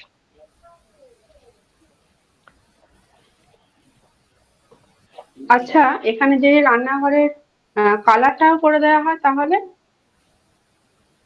হ্যাঁ, খুব ভালো, অবশ্যই করা যায়, কোনো ব্যাপার না। আচ্ছা, আর তার রান্নাঘরে সাথে তো কালার বাল্ব করলেও আছে। তথাপি আমাকে আগুনের যে স্ল্যাব, সেই ওভেনের নিচে এই কালারের পাথর দিতে হবে। না না, ওটা হবে, আমি বলছি যদি আরো ওই কালারটা করে দেওয়া যায়, বাড়ি ওই ঘরের কালারটা যদি হ্যাঁ, একটু করে এক্সট্রা দেওয়া যায় সাপোর্ট, তাতে বুঝতে পেরেছি, কোনো হ্যাঁ, ব্যাপার না, আর কোনো ব্যাপার না, করা হ্যাঁ, যায়। আর বাল্ব বাল্বও দেওয়া যেতে পারে। হ্যাঁ, বাল্ব জ্বালতে পারে, এগুলো এক্সট্রা সাপোর্ট আর কি, দেওয়া যেতেই পারে। সেই কালারের আচ্ছা, বাল্ব জ্বেলে দেবে, অসুবিধা নেই। হুম, ঠিক আছে, এটা গেল, কিচেন চলে গেল। এইবার কোথায় আসবো? মেইন ডোরে চলে আসি। মেইন ডোরে কি হবে? একদম খুব সিম্পল প্রসেস। কি প্রসেস? থাকুক, সেখানে আমরা কি করব? সেখানে আমরা দিতে পারি নীল কালারের টেপ দিয়ে পুরো চৌকাটটাকে এঁটে দিলাম ফ্লোরের মধ্যে। 1 নাম্বার, ওখানে 2-3টে রেমেডি করা যায়। নীল কালারের টেপ শুনতে দিয়ে পেলাম না, কেটে গেল। নর্থের মধ্যে NW থেকে এনি পর্যন্ত যেখানেই দরজা থাকুক না কেন, সেই দরজার রেমেডি করতে গিয়ে আমরা কি করব? নীল কালারের টেপ নেব, নিয়ে একদম পুরো চৌকাট সহ ফ্লোরটাকে টেপ দিয়ে একদম লক্ষণ রেখা টেনে দেবো। ঠিক আছে, তারপর সেই জায়গাতে আমরা গ্রিন কালারের, এই গ্রিন বলছি, নীল কালারের পাপোজ ইউজ করব, এবং গেটের মাথায় একটা নীল কালারের স্পটলাইট দিয়ে দেবো। নীল কালার টেপটা ভেতরে না বাইরে? মেইন ভিতরে, ডোরে ভিতরের ভিতরে, সাইডে। ভিতরের সাইড। ঠিক আছে, নর্থের মেইন এন্ট্রান্সের রেমেডি। ইস্টে আসলে সেম প্রসেস, শুধু কালারটা চেঞ্জ হয়ে যাবে, গ্রিন হয়ে যাবে। এবার যদি আমাদের সাউথের দিকে চলে আসে, অগ্নির জায়গা, এখানে কি করব? এখানে একটা জিনিস করব, যদি অগ্নিতে হয়, অগ্নিতে রেমেডি হয় না, তবুও যদি রেমেডি করতে হয়, এখানে লাল ইউজ করব। আর অগ্নির পর থেকে SSE থেকে সাউথ পর্যন্ত বা সাউথ ওয়েস্ট পর্যন্ত, কেন ধরলাম SSE থেকে একদম সাউথ ওয়েস্ট পর্যন্ত, এর মধ্যে কোনো গেট আছে, তার রেমেডি কি করব? সেম প্রসেস, কালারটা ইয়েলো হয়ে যাবে, হলুদ কালার হয়ে যাবে। ঠিক আছে, আর বাকি যা পড়ে থাকলো WSW থেকে নর্থ ওয়েস্ট পর্যন্ত, এখানে কি করব? এখানেও সেম প্রসেস, ইয়েলো থাকবে, বা আমরা সাদাও করতে পারি, কিন্তু পাপোশ সাদা করলে সে কি আর পাপোশ থাকবে? অন্য কিছু হয়ে যাবে, কিন্তু সাদার থেকে ইয়েলোটা বেশি ইফেক্টিভ। মেইন ডোর কমপ্লিট, কিচেন কমপ্লিট, বাকি থাকছে কি? টয়লেট। টয়লেটটাও সেম থাকবে কিচেনের মতোই, একদম সেম প্রসেস। কি রকম প্রসেস? একটু তফাৎ আছে, একদম সেম বলা ভুল। NNW থেকে নর্থ ইস্ট পর্যন্ত এখানকার টয়লেটের রেমেডি কি না? নীল টেপ, নীল প্যাকেট, সেটা দিয়ে পুরো সিল করে দেওয়া। এখানে আমরা নীল কালারের, ব্লু কালারের প্যাকেট ইউজ করব, ব্লু কালারের টেপ ইউজ করব NNW থেকে নর্থ ইস্ট পর্যন্ত। ENE থেকে ESE পর্যন্ত, এখানে যদি এই এরিয়াটার মধ্যে যদি টয়লেটকে সিল করতে হয় বা টয়লেট রেমেডি করতে হয়, তখন আমরা সেম প্রসেস করব গ্রিন কালার দিয়ে। ঠিক আছে, হয়ে গেল। এবার সাউথ ইস্ট, অগ্নিকোণ থেকে শুরু করব, বা অগ্নিকোণেই কেবলমাত্র বলি, এটা সুবিধা হবে। অগ্নিকোণেই কেবলমাত্র আমরা কি করব? লাল ইউজ করব। অগ্নিকোণেই আমরা লাল ইউজ করব। তারপর SSE থেকে শুরু করে একদম সাউথ ওয়েস্ট পর্যন্ত হলুদ ইউজ করব, পুরো হলুদ ইউজ করলাম। তারপর বাকি পশ্চিম দিকটা আমরা সাদা ইউজ করতে পারি, হলুদ ইউজ করতে পারি, অসুবিধা নেই। আর যদি মনে হয় উত্তর দিকটাতে, আমরা উত্তর দিকের ক্ষেত্রে মানে NNW থেকে শুরু করে NNE পর্যন্ত, NNW থেকে শুরু করে NNE, নর্থ ইস্ট নয় কিন্তু, NNE পর্যন্ত, এখানে আমরা নীল প্যাকেটে ইউজ করতে পারি, আবার গ্রিনে ইউজ করতে পারি। বায়ু দত্তের প্রভাব এখানে বেশি খাটে, জলের থেকেও বেশি আর খাটে। একবার একটু বলবেন, তাই আমি কেটে গেল। NNW থেকে NNE পর্যন্ত এই জায়গাটাতে আমরা এই বললাম যে ব্লু কালার ইউজ করতে, তো আমরা এখানে ব্লু কালার ইউজ করতে পারি, এখানে আমরা গ্রিন কালার ইউজ করতে পারি রেমেডির জন্য। ঠিক আছে, গ্রিনটা এখানে বেশি ইফেক্টিভ হয় যেটা আমার দেখা। ব্লুটা লেখা আছে ঠিক কথা, কিন্তু গ্রিনটা বেশি ইফেক্টিভ হয়।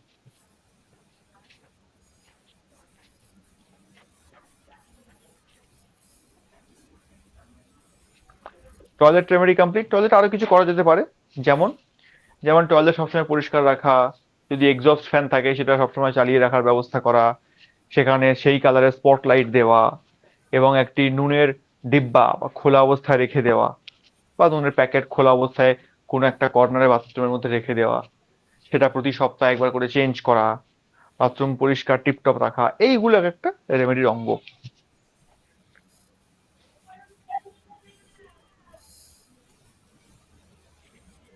ঠিক আছে, আর কি বাকি? কালার, কালার তো আমরা জানি, একে তো বলার কিছু নেই কোথায় কি কালার করতে হবে।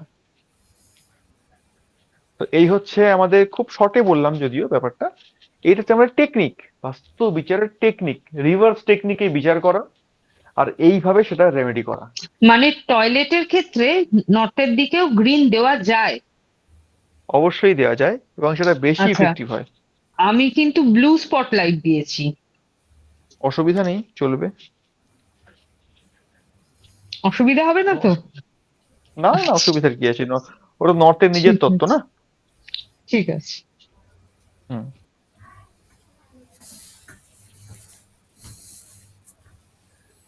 এবার আমাকে বলুন, যতটুকু পড়াশোনা হলো, বেশি তো গল্পই হয়েছে, যাই হোক, বোঝা গেছে কি যায়নি? হ্যাঁ, আমি হ্যাঁ, একটা কথা বুঝতে জিজ্ঞাসা পেরেছি। করবো? হ্যাঁ। বলছি, ঈশান কোণ তো বাস্তু বৃহস্পতির, দেবগুরু বৃহস্পতির স্থান, তো হুম। ঈশান কোণে তো এই জিনিসগুলো করা যেতে পারে। এবার এর সাথে যদি আমরা ব্যবহারিক প্রতিকার দিই সেটা কি হবে? ব্যবহারিক প্রতিকার মানে গুরু, গুরুস্থানীয় ব্যক্তিদের হুম। মান্য করা, তাদের সম্মান দেওয়া, যদি হ্যাঁ, এগুলো করা অবশ্যই হয়। ব্যবহারিক প্রতিকার তো দিতেই হবে, সেটা দোষ থাক আর না থাক। দোষ থাক বা নাই থাক, ব্যবহারিক প্রতিকার প্রত্যেকের জন্য অত্যাবশ্যক। আমি যখন কারো চার্ট তৈরি করি, যখন আমাকে প্রেসক্রিপশন করতে হয়, তখন আমি প্রতিকার হিসেবে 3টে জিনিসই লিখে দিই। আমার সেখানে ব্যবহারিকও থাকে, সেখানে সাম্বন্ধিকও থাকে, এবং ধারণও থাকে। 3টেই থাকে। বহু জায়গায় অনেক ক্ষেত্রে ধারণটা লিখি না, দরকার নেই ধারণ লিখি না, দুটোই থাকে, ব্যবহারিক থাকে, সাম্বন্ধিক থাকে। ব্যাস, ধারণ দরকার নেই। সে যেচে বলছে আমি ধারণ করব, করো, আমার আপত্তি কি আছে? তোমার পয়সা আছে, খরচা করো। সাম্বন্ধিক মানে, সাম্বন্ধিক মানে সেই সেই সম্বন্ধ, মানে আত্মীয়। সাম্বন্ধিকের মধ্যে দুটো জিনিস পড়ে, একটা হচ্ছে আত্মীয়দের মধ্যে সম্পর্ক ঠিক করা, দ্বিতীয়ত হচ্ছে বাস্তুর মধ্যে ঠিক করা। মানে বাস্তুর সঙ্গে তো আমাদের সম্বন্ধই আছে না। হ্যাঁ।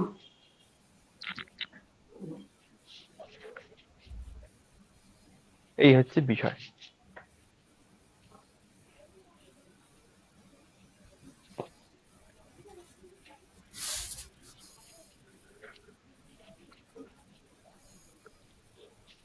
ঠিক আছে, এটা ক্লিয়ার তো? হ্যাঁ, ক্লিয়ার। বাকিদের? হুম, ঠিক আছে। দেবতা বাস্তুর কি কোনো নোটস দেওয়া হয়েছিল? দেবতা বাস্তুর নোটস আমার তো মনে পড়ছে না। আমি আসলে ক্লাসটা করিনি, তো ওই জন্য আমার একটু মানে অসুবিধেই হচ্ছে। ওটা কি মানে যেটা ক্লাস হয়েছিল সেইটা শুনে শুনে জাস্ট নোট ডাউন করলে হয়ে যাবে? হ্যাঁ হ্যাঁ, ওদের সব বলা আছে। ঠিক আছে।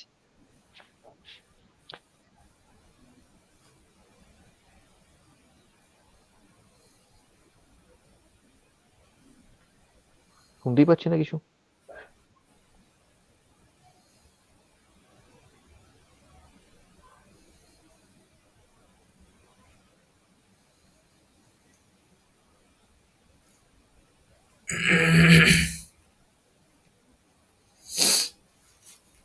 সেক্ষেত্রে কি করণীয়? তাহলে কি মেন রোডটার কালার রেডিশ কোনো কালার করলো, বা এবং সেখানে কোনো স্পটলাইট জ্বালিয়ে রাখলো এরকম, বা রেড স্পটলাইট জ্বালিয়ে রাখলো, তাতে কি এফেক্ট কিছু কমবে? রেড ম্যাট্রেস দিল। ওই যে বললাম, সাউথ ওয়েস্ট মতোই ব্যাপার এটা। ওই টেম্পোরারি রেমেডি আছে কিছু, ওই 2 মাস 3 মাস 4 মাস এর মধ্যেই, এর বেশি তাকে টিকিয়ে রাখা সম্ভব নয়।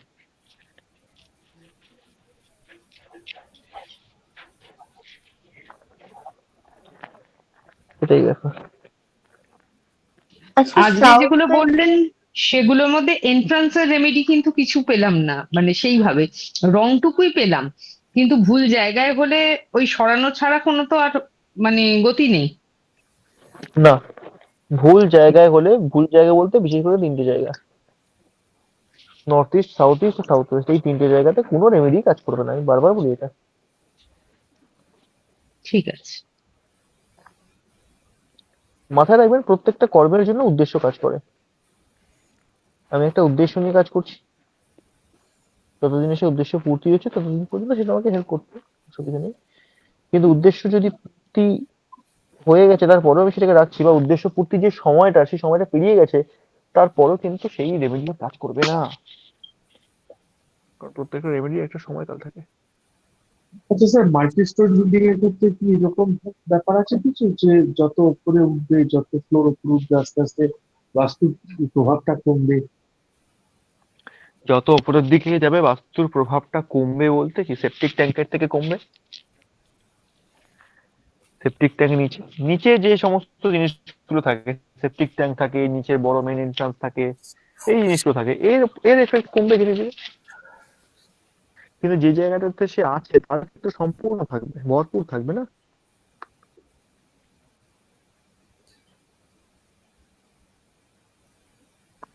আচ্ছা, বায়ুকোণে গ্লোব রাখা ওটা কি হুম, রেমেডি না ওটা একটা উপায়?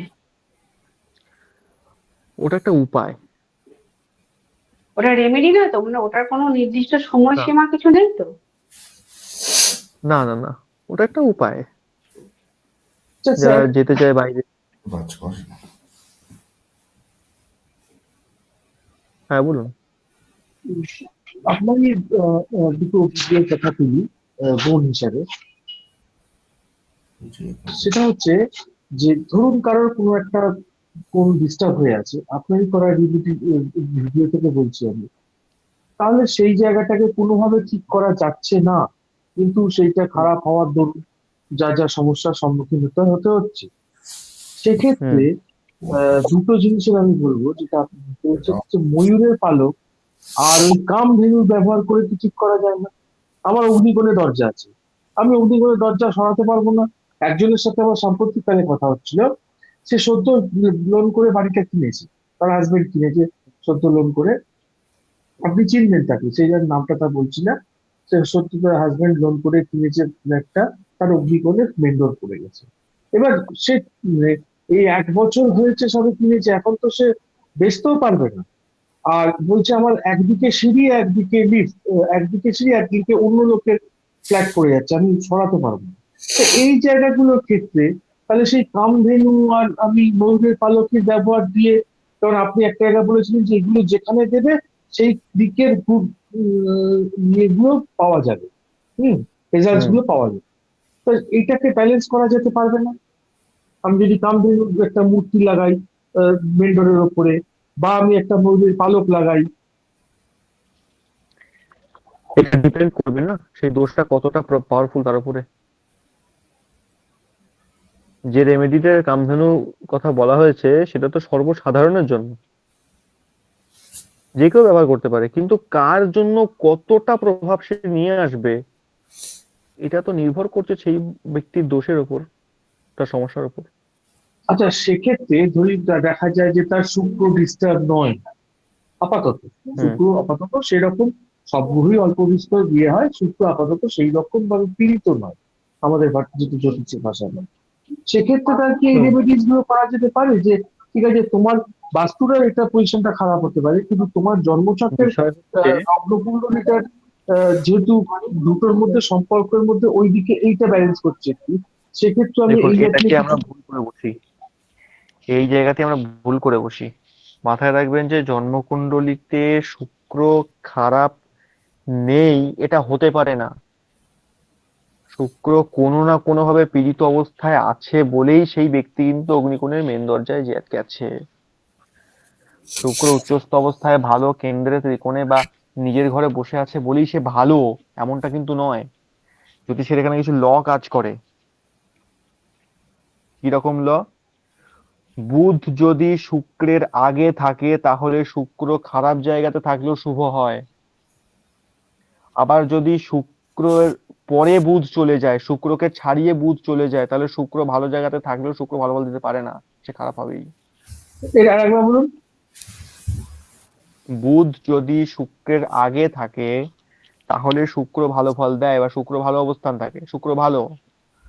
যদি শুক্রকে বুধ ছাড়িয়ে বেরিয়ে চলে যায় তখন শুক্রের অবস্থা খারাপ হয়ে যায়, শুক্র ভালো জায়গায় থেকেও ভালো ফল দিতে পারে না, সক্ষম হয় না।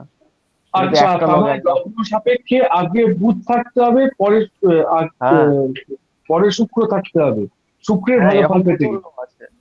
হ্যাঁ এরকম প্রচুর ল আছে, প্রত্যেকটা গ্রহের একাধিক ল আছে। সেই ল এর এক্সপেক্টে সেই গ্রহকে ভালো হতে হবে না, তবে তো ভালো ফল দেবে। আমরা শুধুমাত্র দেখছি উচ্চস্থ আছে কি ত্রিকোণস্থ আছে কি ভালো জায়গায় বসে আছে, আমরা সেই গ্রহকে ভালো বলে দিলাম। হয় না, এভাবে হয় না। সেই গ্রহ কোন নক্ষত্রে বসে আছে, তার সেই গ্রহকে যে গ্রহ শুভ করবে সে কোথায় রয়েছে, আগে আছে না পরে আছে, এরকম প্রচুর ল আছে। যদি গ্রহদের আমি খুব স্বাভাবিক ল পড়তে যাই, আজকে একটা খুব ভালো গোপন কথা বলি জ্যোতিষের। যদি আমরা গ্রহদের ল নিয়ে জানতে চাই না, কম করে 26,000 ল আছে। 26,000। সেই 26,000 লকে ঠিকঠাক ভাবে জানতে পারলে আমরা এটুকু বলতে পারবো যে এই গ্রহটা শুভ এই গ্রহটা অশুভ, এর জন্য এটা হতে পারে, এর জন্য এটা হচ্ছে, এর জন্য এটা পরে হবে। কিন্তু একটা মানুষের পক্ষে সারা জীবনে সেই 26,000 লকে মনে রাখা অসম্ভব ব্যাপার, হয় না। তাহলে এই জীবনে আর জ্যোতিষ হওয়া হবে না আমার। জ্যোতিষের হবে না, একদমই তাই। তো অসম্ভব। সেই অসম্ভব ব্যাপার।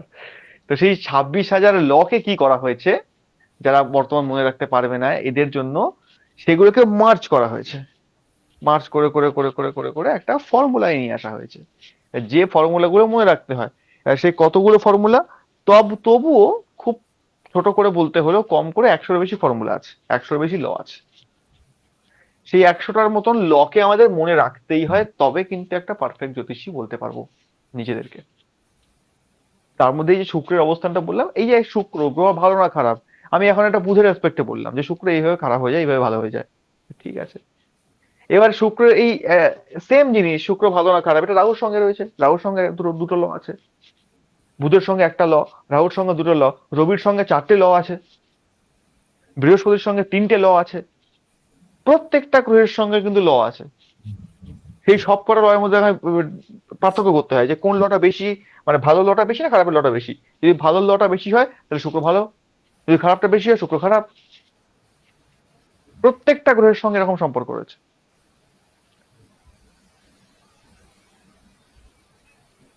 একটা প্রশ্ন ছিল, হুম। সেটা হচ্ছে 7টা ঘোড়ার যে ছবিগুলো পাওয়া যায় না, ওটা হ্যাঁ, কোন দিকে টাঙালে ভালো হয়?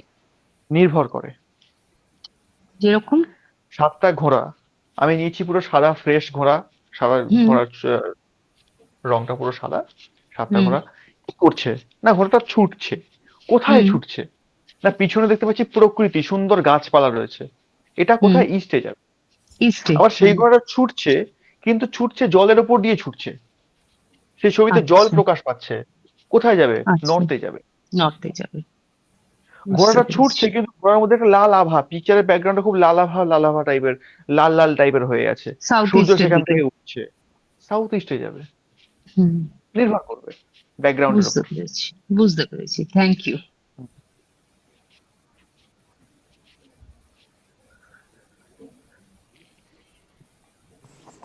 আচ্ছা, ঘরে নারায়ণ শিলা থাকলে কি বাস্তুদোষ থাকবে,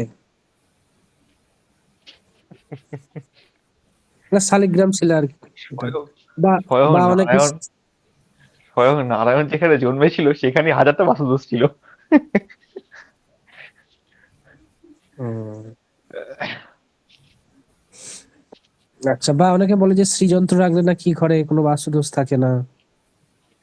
এগুলো সব ওই টুপি পরানোর ব্যাপার, থাকে না এমনটা কখনোই না। হ্যাঁ, এই সমস্ত জিনিসগুলোর প্রভাব থাকে, ভীষণ পরিমাণে প্রভাব থাকে, কিন্তু আমরা এগুলো বুঝি না কখন প্রভাবটা থাকে। বাস্তুদোষ থাকে না, বাস্তু তো প্রতিনিয়ত দূষিত হয়।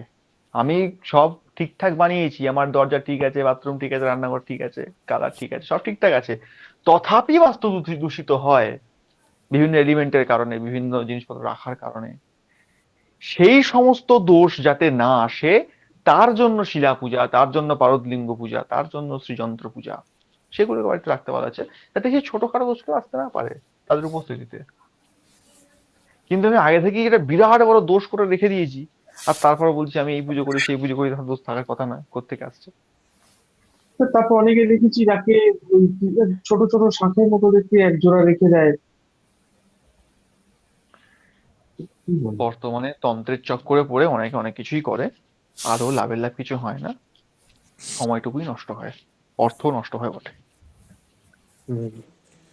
কিন্তু আমি এবারে মামা বাড়িতে গিয়ে দেখলাম যে আমার মামা বাড়ির কিন্তু ঈশান কোণেই বাথরুমটা রয়েছে, মানে কম্পাসে হুম করে দেখলাম।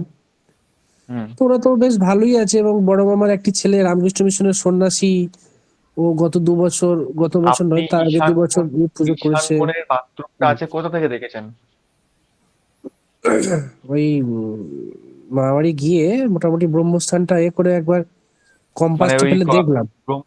ব্রহ্মস্থানে দাঁড়িয়ে কম্পাস ফেলে দেখেছেন? হ্যাঁ। জীবনে বুঝতে পারবেন না, কোনো মতে বোঝা সম্ভবই না। আর দ্বিতীয়ত অ্যান্ড্রয়েড ফোন থেকে কম্পাস, অ্যান্ড্রয়েড ফোনের কম্পাস ঠিকঠাক দেখাবেই না কোনো মতে আপনাকে। আপনি বাড়িতে ফোনের কম্পাসটা খুলুন আর পাশে একটা লোহা রেখে দিন বা চুম্বক রেখে দিন, দেখুন কম্পাস কি দেখাচ্ছে আপনাকে। আর এখন ম্যাক্সিমাম বাড়ি তৈরি হয় কলম দিয়ে, রডের কলম দিয়ে। চারিদিকে যেখানে লোহার এনার্জি, সেখানে কম্পাস ধরতেই পারে না, ধরবে কি করে সঠিক এনার্জি? ওদের বাড়িতে নেই কিন্তু, কি নেই? পিলার নেই। কি নেই? পিলার পিলার দিয়ে তৈরি নয়। পিলার না থাকে, রড তো থাকবে কোথাও কোথাও না কোথাও, যদি নাও থাকে তথাপি অ্যান্ড্রয়েড ফোনের কম্পাস না, ও ঠিক দেখাবেই না আপনাকে, সঠিক দিশা দেখাবেই না, কম করে 5 থেকে 10 ডিগ্রি ডিফারেন্স থাকবে।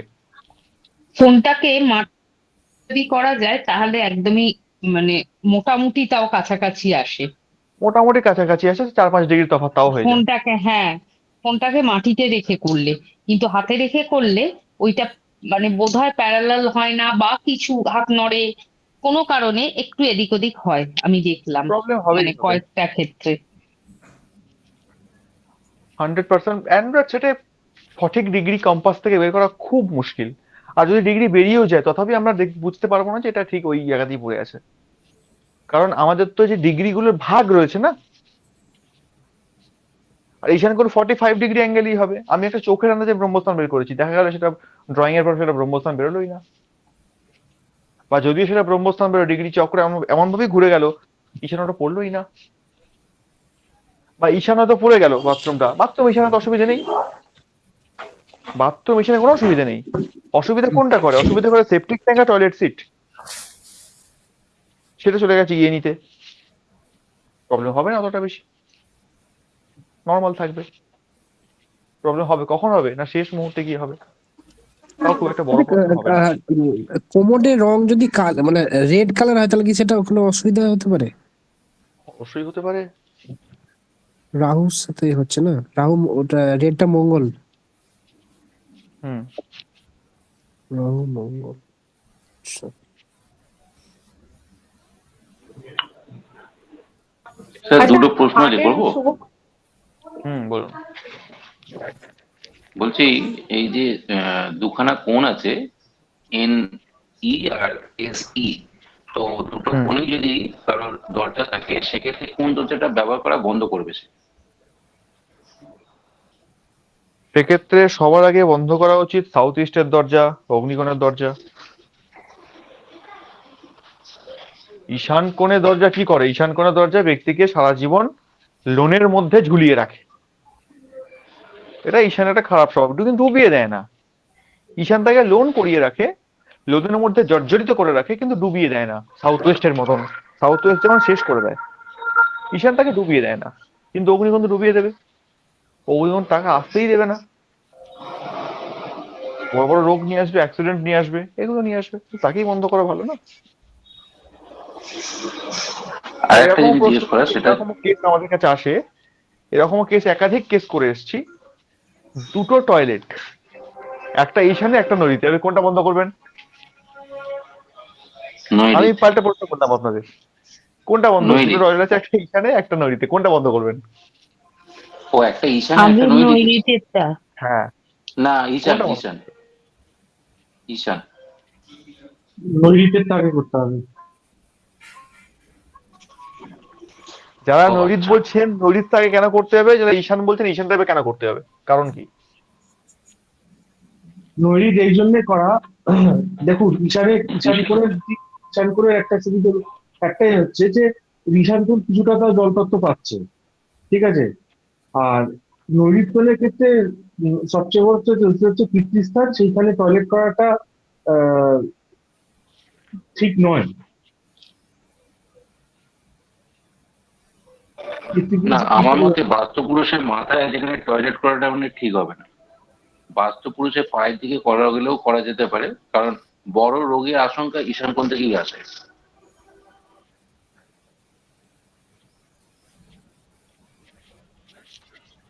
ঈশানের টয়লেটে দেখতে হবে যে টয়লেটের সিট বা সেপটিক ট্যাঙ্ক ওই অঞ্চলে পড়ছে কিনা।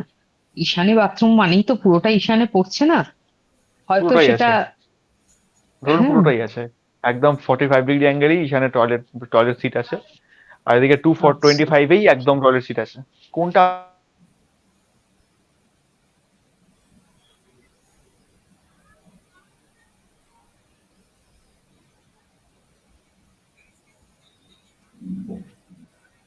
কেননা পিতৃদোষ নিয়ে আসবে, সেটাতে তো বেশি সমস্যা হবে মনে হয়। হুম, ঠিক পয়েন্ট।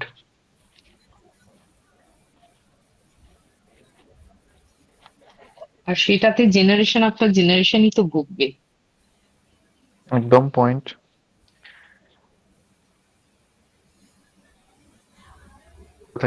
যখন দুটো জায়গায় সেম একই জায়গায় টয়লেট থাকে, তখন আমরা সাউথ ওয়েস্টেরটি আগে বন্ধ করি, কারণ সাউথ ওয়েস্টের টয়লেট এরকম ভাবে শাস্ত্রে তুলনা করা হয়েছে, সাউথ ওয়েস্টের একটা টয়লেট আপনাকে যা ইফেক্ট দেবে, নর্থ ইস্টের 4টে টয়লেট সেই ইফেক্ট নিয়ে আসবে।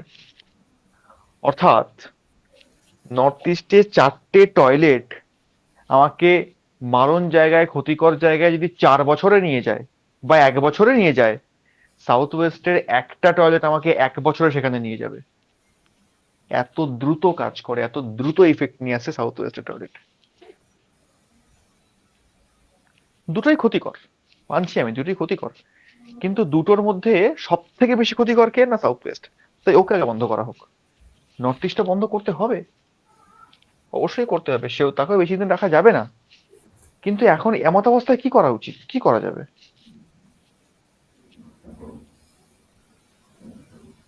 সব থেকে ক্ষতিকর যে, তাকে আগে বন্ধ করে দেওয়া হলো, ক্লোজ করে দেওয়া হলো।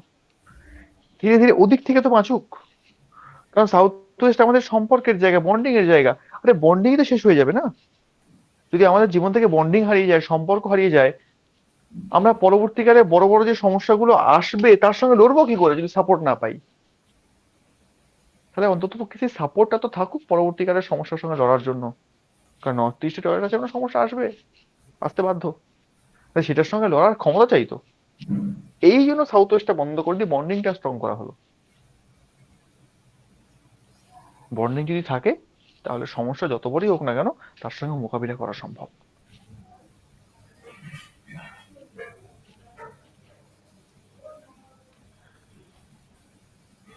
তো এইভাবে আমাদেরকে তুলনা করতে হবে, পার্থক্য করতে হবে যে কোনটা বেশি ক্ষমতাশালী, তাকে আগে বন্ধ করো।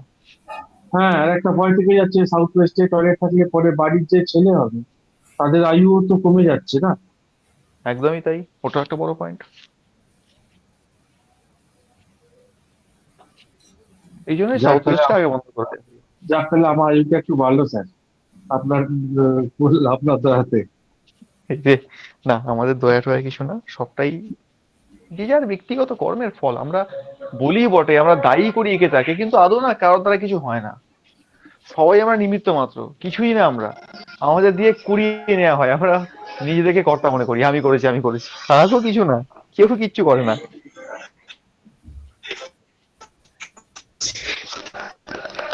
স্যার, একটা আর দুটো প্রশ্ন আছে। সেটা হচ্ছে যে আমরা যদি ঘরের বাইরে দিকে যে দরজা, সেই দরজায় আমরা কোনো মানে আমরা যদি হিন্দু ধর্মে দেখি, কেউ কেউ দেখি প্রতীকী চিহ্ন রাখে, কেউ হনুমান দিয়ে, কেউ গণেশ, কেউ কোনটা রাখলে সবচেয়ে ভালো হয়? এটা একটু যদি বল।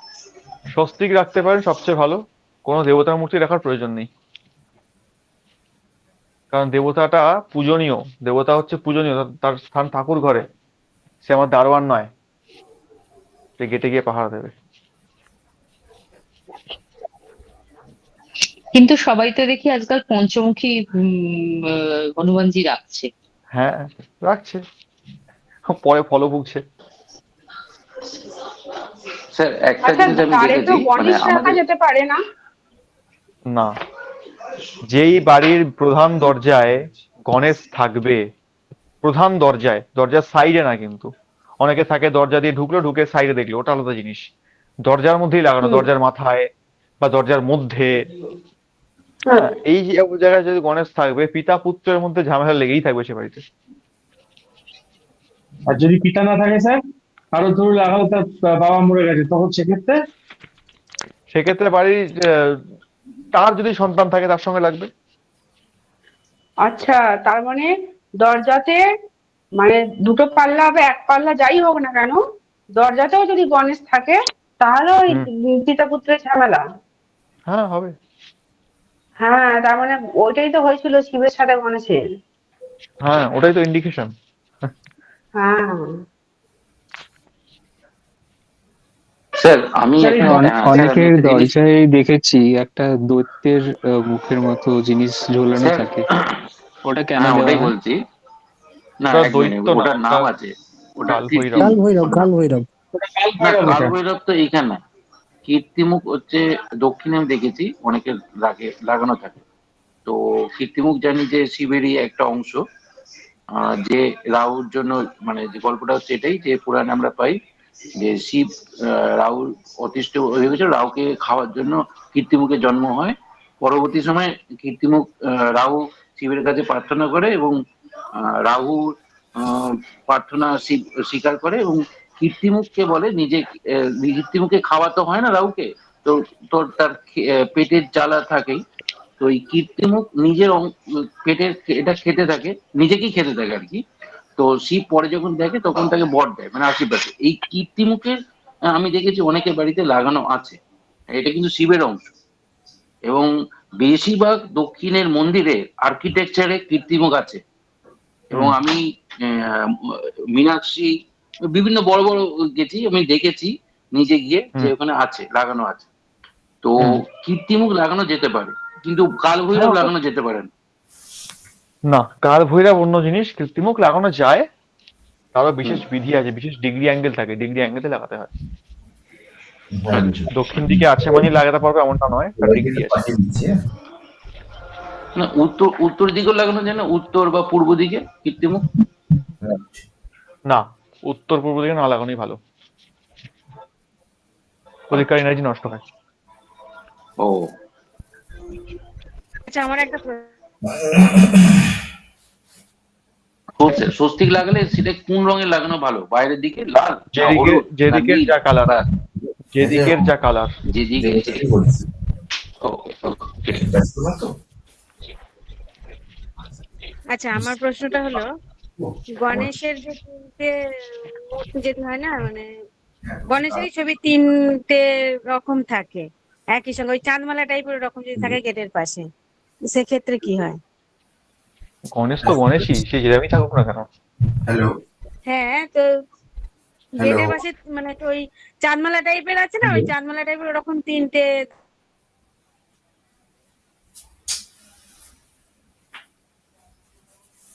ধাপ তো ধাপ সে করা চাঁদমালা আছে, তো থাক, ওটা রাখলে কি অসুবিধা আছে? তাই থাক, প্রতীকটা গণেশ তো, তাহলে তো হ্যাঁ হয়ে হ্যাঁ গেল। গণেশ। আমাদের দরজায় তো হ্যাঁ দুটো পাল্লা, দুটো গণেশ, আবার তার উপরে মা দুর্গা স্বয়ং বসে আছে। মানে আমার ব্যাস, শুধু ভোলানাথের স্থান নেই। না না আমি বলছি হ্যালো, দেখলো দেখা করবো দুর্গার সঙ্গে, এখানে ভিতর থেকে বেরোতে পারছে না। এখানে তাহলে কেসটা কি হবে? এইটা কিছুটা এখানে কিন্তু ভিতরে দেখেছি বন্দি হয়ে গেছে।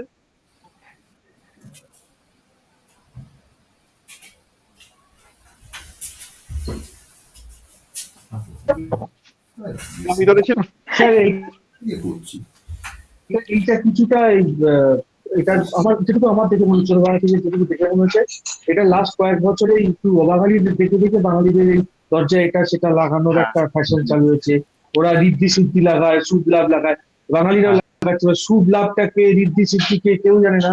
ওই রং বেরঙের যানবাজারে পাওয়া যায়, এরাও কিনছে ওরাও কিনছে। যেমন এখন শ্রাবণ মাসে সবাই সবুজ চুরি পরে ঘুরছে, দোকানদাররা এখন সবুজ চুরি ব্যাপারটা হয়ে করছে, গেছে, কেন পরে কেউ জানে না। বাঙালি তো বোঝে না ব্যাপারটা, বাঙালি সে দেখা দেখি চাস, ওরাও করছে আমরাও করব, দেখে শিক্ষা। কিন্তু এটা বোঝে না যে ওরা যে লাগাচ্ছে, সে শুভ লাভ লাগাক বা হনুমানজির মূর্তি লাগাক, সে যাই লাগাক, ওরা যেগুলো দরজায় লাগাচ্ছে সেগুলো কারোর না কারোর সঙ্গে কনসাল্ট করে, কাউকে না কাউকে ভিজিট করিয়ে, কারোর না কারোর পরামর্শ নিয়ে তারপর ওরা দরজায় লাগাচ্ছে। সেই জন্য ওদের উন্নতি আটকাতে পারছে না কেউ, ওরা ঠিক এগিয়ে যাচ্ছে। আর বাঙালি দেখা দেখি চাস, ও করেছে আমিও করবো, ব্যাস করছে সর্বনাশ।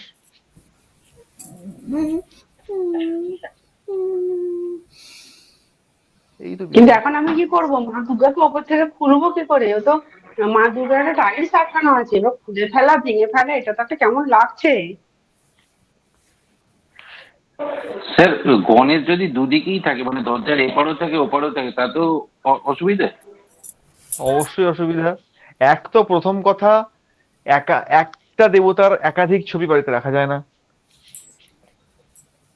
আবার এপারও না না, মেন দরজা বলছি, মেন দরজা এদিকেও গণেশ ওদিকেও গণেশ।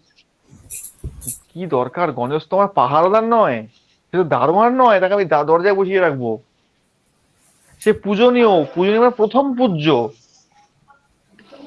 হ্যাঁ ঠিকই, কিন্তু ঠাকুর ঘরে, সেটাও ঠিক, তাই না? গণেশ দারোয়ান, গণেশ দুটো বেশি রাখা যায় না। গণেশ এটা একটা কথা রয়েছে। গণেশের কাহিনীও আছে, শাস্ত্র বলছে গণেশ পাহারাদার, দারোয়ান। কার দারোয়ান?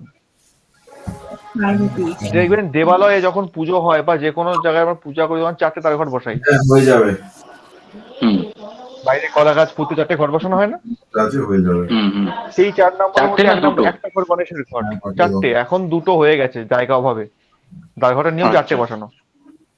আচ্ছা, সেই 4টে দ্বারঘটের মধ্যে একটা ঘট গণেশের থাকে, অর্থাৎ গণেশ সেখানকার দাঁড়িয়ে সেখানে সেই জায়গাটাকে রক্ষা করছে, থাকে সেটা। তবে সেটা দেবতাদের জন্য। দেবতা বাস্তু যখন করা হয়, এই যে গণেশকে দরজায় স্থাপন করা হয়, এটা মন্দিরের ক্ষেত্রে প্রযোজ্য, আমাদের মনুষ্য বাস্তুর ক্ষেত্রে নয়। এটা বুঝি না আমরা। গণেশ অবশ্যই দাঁড়ি, অবশ্যই সে পাহারাদার, কিন্তু মন্দিরের ক্ষেত্রে, দেবতা বাস্তুর ক্ষেত্রে না। যদি মনে করুন বাইরের দিকটা আমি খুলে দিলাম, ভেতরের দিকটা থাকবে, এটা কি সম্ভব? কারণ আমরা জানি যে গণেশের পেছনে অলক্ষীর বাস থাকে, মানে পিঠে। তো সেটা যদি আমরা করি, মানে আমরা যদি গণেশের তলা দিয়ে যাই, সেক্ষেত্রে এটা লাভ হতে পারে কি? গণেশের তলা দিয়ে মানে অলক্ষীকে নিয়ে? মানে না, অলক্ষীকে আমি বেরিয়ে যাচ্ছি, বাইরে বেরিয়ে যাচ্ছি আর কি। মানে বাড়ির ভেতরের দিকে গণেশ আছে, বাইরের দিকেরটা আমি খুলে দিলাম, বাড়ির ভেতরটা অনেক, মানে বাড়ির ভেতরে মুখ করছে গণেশের, দেখে আমি বেরিয়ে গেলাম বাইরে, সেটা আমি মানে আমি বাড়ি থেকে বেরোচ্ছি, বাড়ির ভেতরের দিকে গণেশকে রাখলাম, বাইরেটা আমি খুলে দিলাম, তাহলে কি অসুবিধা হবে? আর বাইরে আমি একটা স্বস্তিক লাগিয়ে দিলাম, যেদিকে আছে সেদিকে একটা স্বস্তিক লাগিয়ে। দাঁড়ান, এবার থেমে যান। দরজাটা কোন দিকে দরজা আপনার? আপনি যেখানে গণেশকে রাখবেন, দরজার ভিতরে হোক বাইরে হোক? নর্থ ইস্টের দরজা। ও নর্থ ইস্টের দরজার, হ্যাঁ সেক্ষেত্রে আপনি গণেশকে রাখতে পারেন ভিতরের দিকে, দরজায় নয়, দরজার সাইডে রাখবেন, ভিতরে। সাইডে মানে আমি ওপরে রেখেছি, মানে ওপরে সেই যেমন ওই যে দরজার মাথায় রাখবেন না, দরজার মাথায় রাখলে মুশকিল হয়ে যাবে, দরজার সাইডে রাখবেন। তাই দরজার মাথায় রাখলেও সাইডে তাহলে আবার খুলতে হবে। সমস্যা করবে। দরজার সাইডে মানে কোন সাইডে? বাঁ দিকে তো আবার নেই, ডান দিকে হতে পারে।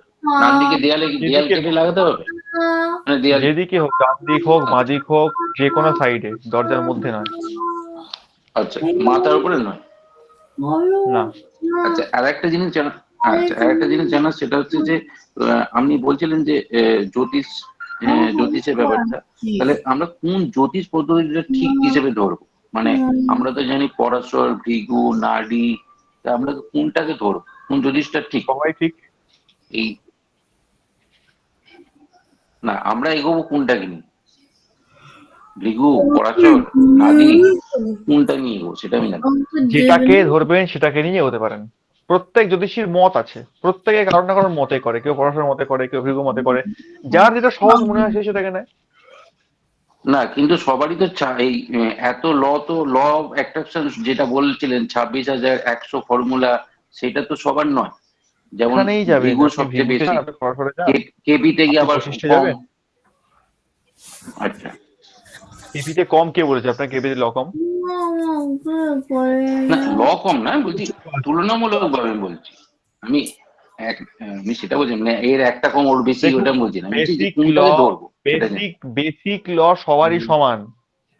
বেসিক যে লটা আছে সেটা সবারই সমান। অ্যাডভান্সের ল এর মধ্যে অনেক ডিফারেন্স আছে প্রত্যেকেরই, কিন্তু দেখা যাবে যে অ্যাডভান্সের ল ডিফারেন্স যারা করছে, বা ডিফারেন্স যদি দেখি আমরা, দৃষ্টিভঙ্গি চেঞ্জ করতে হবে। যদি ডিফারেন্স দেখি, ডিফারেন্স দেখতে পাবো, যদি না দেখি কোনো ডিফারেন্স নেই, সবাই সমান লিখে গেছে, একই লিখে গেছে।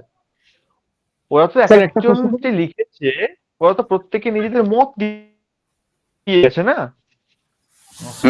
প্রত্যেকে মত দিয়ে গেছে, কিন্তু মেন বিচারের যে জায়গাটা সেটা একই তো, সেটা একই রয়েছে।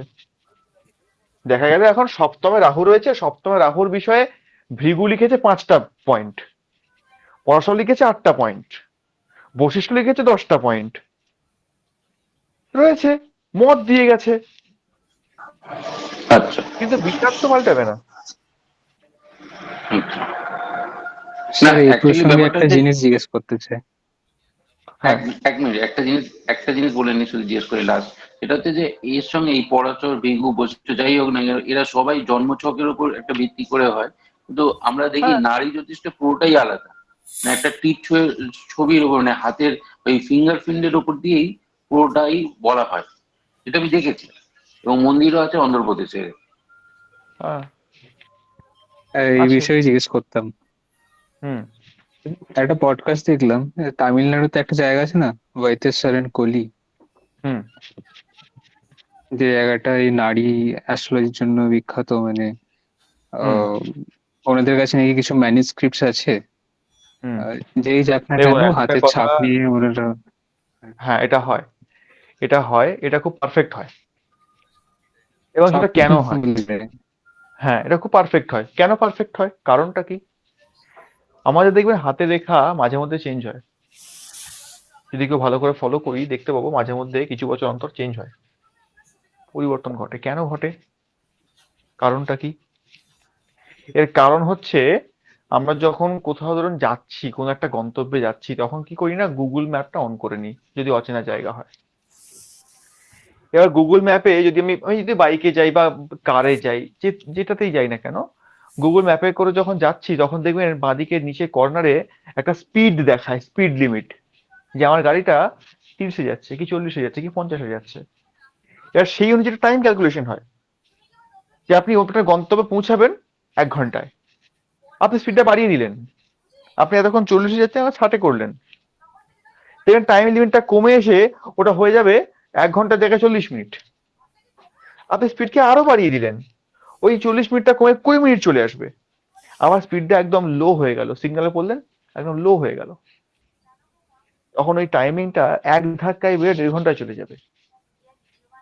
যায় কি যায় না? এই হাতের রেখার ব্যাপারটা বা এই নারী ব্যাপারটা এটা কিন্তু একদম সেম তাই জিনিস। আমাদের প্রত্যেকেরই একটা গন্তব্য আছে, আমাদের লক্ষ্য রয়েছে, আমরা সেদিকে ছুটে চলেছি। হাতের রেখা চেঞ্জ হওয়ার কারণই হচ্ছে এটা যে আমি যে গতিতে ছুটছি, আমি যদি ঠিকঠাক রাস্তায় যাই তাহলে রেখা পরিষ্কার হয়ে যাবে, সার্ফ হয়ে যাবে। আমি যেখানে হাত দেখাবো সেখানে একদম পারফেক্টলি আমাকে, আপনি এতদিনের মধ্যে লক্ষ্য জয় করে ফেলবেন, আপনার বর্তমানে এই হচ্ছে, এই ব্যাপার, এই হয়েছে, পুরো ক্লিয়ার কাট বলে দেবে। কেননা আপনার গতি ঠিক আছে। যদি আপনার গতি ঠিক না থাকে, আপনি এদিক ওদিক এখন ভ্রমিত হয়ে আছেন, ভ্রষ্ট হয়ে আছেন, তখন কি হবে? সে বলতে পারবে, সে বলবে আপনার এই হচ্ছে, ওই হচ্ছে, ওই সমস্যা, সেই সমস্যা, ওখান থেকে ওটা হয়েছে, সেখান থেকে সেটা হয়েছে, নানা রকম ভাবে আপনি জর্জরিত হয়ে গেছেন। লক্ষ্যে পৌঁছাবেন কবে? এখন সময় লাগবে 10 বছর, অপেক্ষা করুন। কিন্তু ওই 10 বছরটাও 5 বছর হতে পারে, 1 বছর হতে পারে, আপনার গতির উপর নির্ভর করছে। বলুন। জন্মছক কি? জন্মছক হচ্ছে জিস্ট, যার মধ্যে সবটা রয়েছে। হ্যাঁ, শোনা যাচ্ছে। কবে কিভাবে অ্যাচিভ হবে সবটা বলে দেওয়া সম্ভব। আর হাতের রেখা বা নারী, এরা কি? এরা হচ্ছে বর্তমান আমার অবস্থা, আমার কর্মের গতি কেমন, তার উপর নির্ভর করে তার প্রেডিকশন করে। কি আছে এবার একটা জিনিস ভালো করে ভেবে দেখুন, যদি আমার বর্তমান অবস্থা, বর্তমান গতির উপরে কেউ প্রেডিকশন করে, আর সেটা 100% সঠিক তো হতে বাধ্য, হবেই হবে। তো আমি বিশ্বাস কোনটাই বেশি করব? জন্ম ছকের উপরে করবো না হাতের ওই রেখার উপরে করবো? ওটা একদম অ্যাকিউরেট হবে না। হ্যাঁ, না জন্মছক নয়, আমরা রেখার উপরে বেশি বিলিভ করবো, বেশি বিশ্বাস করবো, কারণ ওটা অ্যাকিউরেট হবে, কারণ ওটা আমার গতির সঙ্গে মিলে যাচ্ছে। ড্রয়িং যেটা নেই সেটা জন্মছক বলে দিল এই ব্যক্তি এই জন্মেছে, এর জন্মের উদ্দেশ্য এই জীবনে এই কাজটা করবে, এইভাবে করবে, এইভাবে কষ্ট পাবে, এইভাবে পড়বে, আবার দাঁড়িয়ে পড়বে, তার জীবন হিস্ট্রি পুরো লেখা আছে সেখানে। মানে পুরো একদম, যদি আমার আগেকার দিনে বইয়ে থাকতো, একটা চ্যাপ্টার শুরু হওয়ার আগে একটা ভূমিকা থাকতো। জন্মছক হচ্ছে সেই পুরো চ্যাপ্টার, ভূমিকা নয়, পুরো চ্যাপ্টারটা অবশ্যই হতেই পারে, একদম ক্লিয়ার কাট লেখা আছে। একটু কম করে দেওয়া যাবে, সবার পক্ষে পড়া সম্ভব হয় না, বা পড়া যায়ও না সবটা। কখনো করিনি। আর ভূমিকা হচ্ছে ওই হাতের রেখাগুলো, তো ভূমিকা, মানে এখন আমরা ভূমিকা পড়ি সবটা বুঝে যেতে পারি কি হতে পারে জীবনে আমার, ওই ছোটখাটো কি হয়েছে। আর ভূমিকাতে দেখবেন বিশেষ বিশেষ জীবনে যেগুলো বিশেষ বিশেষ ঘটনা, সেগুলো উল্লেখ করা ভূমিকার মধ্যে। এটাও ঠিক তেমনি। অত বড় বই পড়ার থেকে ভূমিকা পড়া তো খুব ভালো রে বাবা, সব অল্প সময় হয়ে গেল এবং অ্যাকিউরেট বেরিয়ে আসলো। ইনফরমেশন তো খুব লিমিটেড থাকে শুনেছি, মানে কয়েক লাইন লেখা থাকে, কিন্তু পুরোটাই সত্যি হয়। পুরো সত্যি হয়, লিমিটেড, অবশ্যই লিমিটেড, কারণ ভূমিকা তো লিমিটেডই, এক পাতার মধ্যে ভূমিকা শেষ। আর চ্যাপ্টার যদি আমি এখন ডিটেলস পড়তে যাই, এখন 10-12 পাতা পড়তে হবে আমাকে, এটাই জন্মছক। পূর্বে তো মনে হয় হস্তরেখার উপরই সমস্ত প্রেডিকশন করা হতো, কারণ জন্ম সময় বা তারিখ আগেকার মানুষ জানতো না। কে বলেছে জানতো না? 200 ফুট মানে আমার ফ্যামিলিতে যেরকম বলছি, আমার বাবার জন্ম সময় বা তারিখ কনফার্ম নয়, মানে একটা আর কি স্কুলে দিয়ে দেওয়া হয়েছে ওইটাই। ওটা তো পূর্বে মানে কি কিছু বছর আগে, স্বাধীনতার কিছু বছর আগে, এই তো আগেকার দিনে আমাদের টাইম ক্যালকুলেশন করা হতো পঞ্চাঙ্গের মাধ্যম দিয়ে, আর সেটা এতটা অ্যাকিউরেট বলার বাইরে। ওটা একটা প্যাকেজ বলে দাও টোটাল, এতটা অ্যাকিউরেট ভিজিট নিয়ে 15K বা 20K আমাদের টাইম ক্যালকুলেশনটা তিথি অনুযায়ী হতো। এখন বর্তমানে এই মুহূর্তে আমরা যে টাইম ক্যালকুলেশন করি না, অমুক সালের অমুক দিনের অমুক সময়ে, এইটা বরঞ্চ গুলিয়ে যেতে পারে, এইটাকে খুঁজে পাওয়া পরবর্তীকালে মুশকিল হয়ে যাবে। কিন্তু তখনকার দিনে যে টাইম ক্যালকুলেশন ছিল তিথি অনুযায়ী, এটা জীবনে কখনো গোলাবে না। স্যার পুরোনো অনেক ভালো ভালো বই আছে যেখানে বেশ মানে অনেক বড় বড় মনীষীদের, যাদের আজকাল মানে কয়েকশো বছর আগে জন্ম হয়েছে, তাদের পুরো জন্ম সময় তিথি নক্ষত্র আছে। এবং খুব ভুল না হলে সংস্কৃত পুস্তক ভান্ডার থেকে একটা বই বেরো, যে বইটাতে হরিপ্রসাদ মজুমদারকে কার দেখা মনে পড়ছে না, হ্যাঁ, সেইখানে কিন্তু পুরো আপনার বড় বড় মনীষীদের জন্ম সময়, তার তিথি নক্ষত্র ওই হিসাবে আমাদের বাঙালি পঞ্চাঙ্গ অনুযায়ী কিন্তু দেওয়া আছে, এবং সেই দিয়ে কিন্তু বিচারগুলো ওখানে দেওয়া আছে প্র্যাকটিসের জন্য। হুম তাহলে জন্ম একদম তারিখ জন্ম সময় না জানলে উপায় কি? হুম জন্ম তিথি তো জানে, সময় জানে না, তিথি তো জানে, ওই তিথি দিয়েই বের করে নেওয়া যাবে অমুক মাসের তারিখ অমুক না তিথি। জানলেও হবে? কেপিতে একটা সেই সিস্টেম আছে না, 1 থেকে 249 মধ্যে ধরে সেইটা ধরে এগোনোর একটা সিস্টেম কেপিতে আছে তো। হ্যাঁ হ্যাঁ, একদম একদম আছে। 1 থেকে এখন তো আমাদের 249 কাছে এর অ্যাপ চলে মধ্যে একটা এসছে, অনেক উন্নত মানের যন্ত্র চলে এসছে, সুবিধা চলে এসছে, আমরা এখন হুম ইচ্ছা করলেই বের করে নিতে পারি। ডেট জানে না, জানে না, জানে না, বের করে নেওয়া যায় কোন ডেটে জন্ম, তার চেহারা দেখে, তার চরিত্র দেখে, তার বর্ণনা দেখে, তার কিছু প্রশ্ন আছে সেই প্রশ্ন তাকে করে সেই রকম উত্তর যদি আমরা পাই আশানুরূপ, সেখান থেকে একটা ডেট বের করে নেওয়া যায়, তার টাইম বের করে নেওয়া যায়। যায় না বলে কিছু হয় না। স্যার একটা প্রশ্ন পুরো হ্যাঁ, ছিল বাস্তব নেই, সেটা হচ্ছে যে চৌকাঠের সামনে দেখেছি অনেকে জুতো টুতো খুলে ঢোকে বাড়িতে, সদর দরজার বাইরে জুতোটা খুলে বাড়িতে ঢোকে ময়লাটা মারতে, মানে একদম সদর হুম, দরজার বাইরেই জুতোটা খুলে ঢোকে, সেই ব্যাপারে কিছু বলবেন? হ্যাঁ, জুতোর ক্ষেত্রে ঠিক আছে, জুতো অসুবিধা নেই। জুতো জুতোর ক্ষেত্রে কিছু নিয়ম খাটে, সেটা হচ্ছে বলা হয় যে জুতো দর্শন না যাতে হয় আর কি, তার জন্য বলা হয় যে একটা হুম বাইরে জুতোর শোকেস করে নিয়ে, কভার কভার যে শোকেস গুলো হয়, দেখা যাবে না জুতো, হুম এরকম কোনো জায়গায় জুতো রাখা, জুতো এদিক ওদিক ছড়িয়ে ছিটিয়ে না রাখা, জুতোর মধ্যে অলক্ষীর বাস থাকে বলা হয়, জুতো অনেক সময় অভাব ডেকে নিয়ে আসে। আচ্ছা, তখন বললেন পঞ্চমুখী গণেশ দরজার বাইরে থাকলে সমস্যা, কি সমস্যা? এই রে, গণেশ না, মানে পঞ্চমুখী হনুমানজি, কি সমস্যা? হনুমানজিকে আমি রাখলাম মেন এন্ট্রান্সে। হুম কোথাকার মেন এন্ট্রান্স? না, সেটা আমার সাউথ ওয়েস্টের। তো সাউথ ওয়েস্টের মেন এন্ট্রান্সে বজরংবলী 3 মাস 4 মাস ম্যাক্সিমাম 6 মাস পজিটিভিটি রাখতে পারবে, বা বাড়িতে কোনো নেগেটিভিটি সেভাবে ঘটবে না, কিন্তু তারপর থেকে ধীরে ধীরে আবার সেটা শুরু হবে।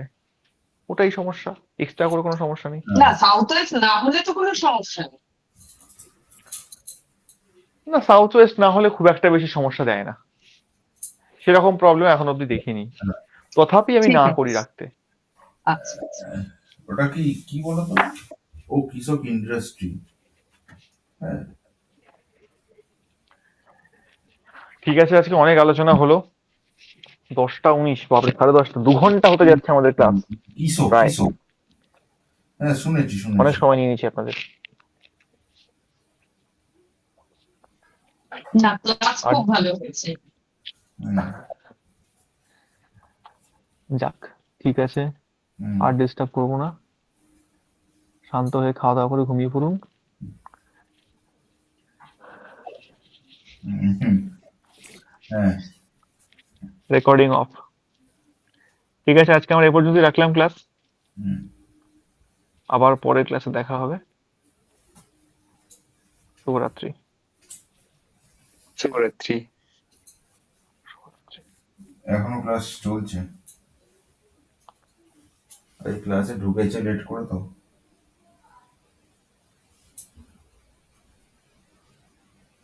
না এখনো ক্লাস চলতে পারে, এখন ধরো 10:30, তাহলে সব চলবে যে অবস্থা। আমি ক্লাস এসলে ওকে বলে দেখছি একবার, যদি বলে তাহলে আমি করছি। হুম ঠিক আছে, হ্যাঁ হ্যাঁ।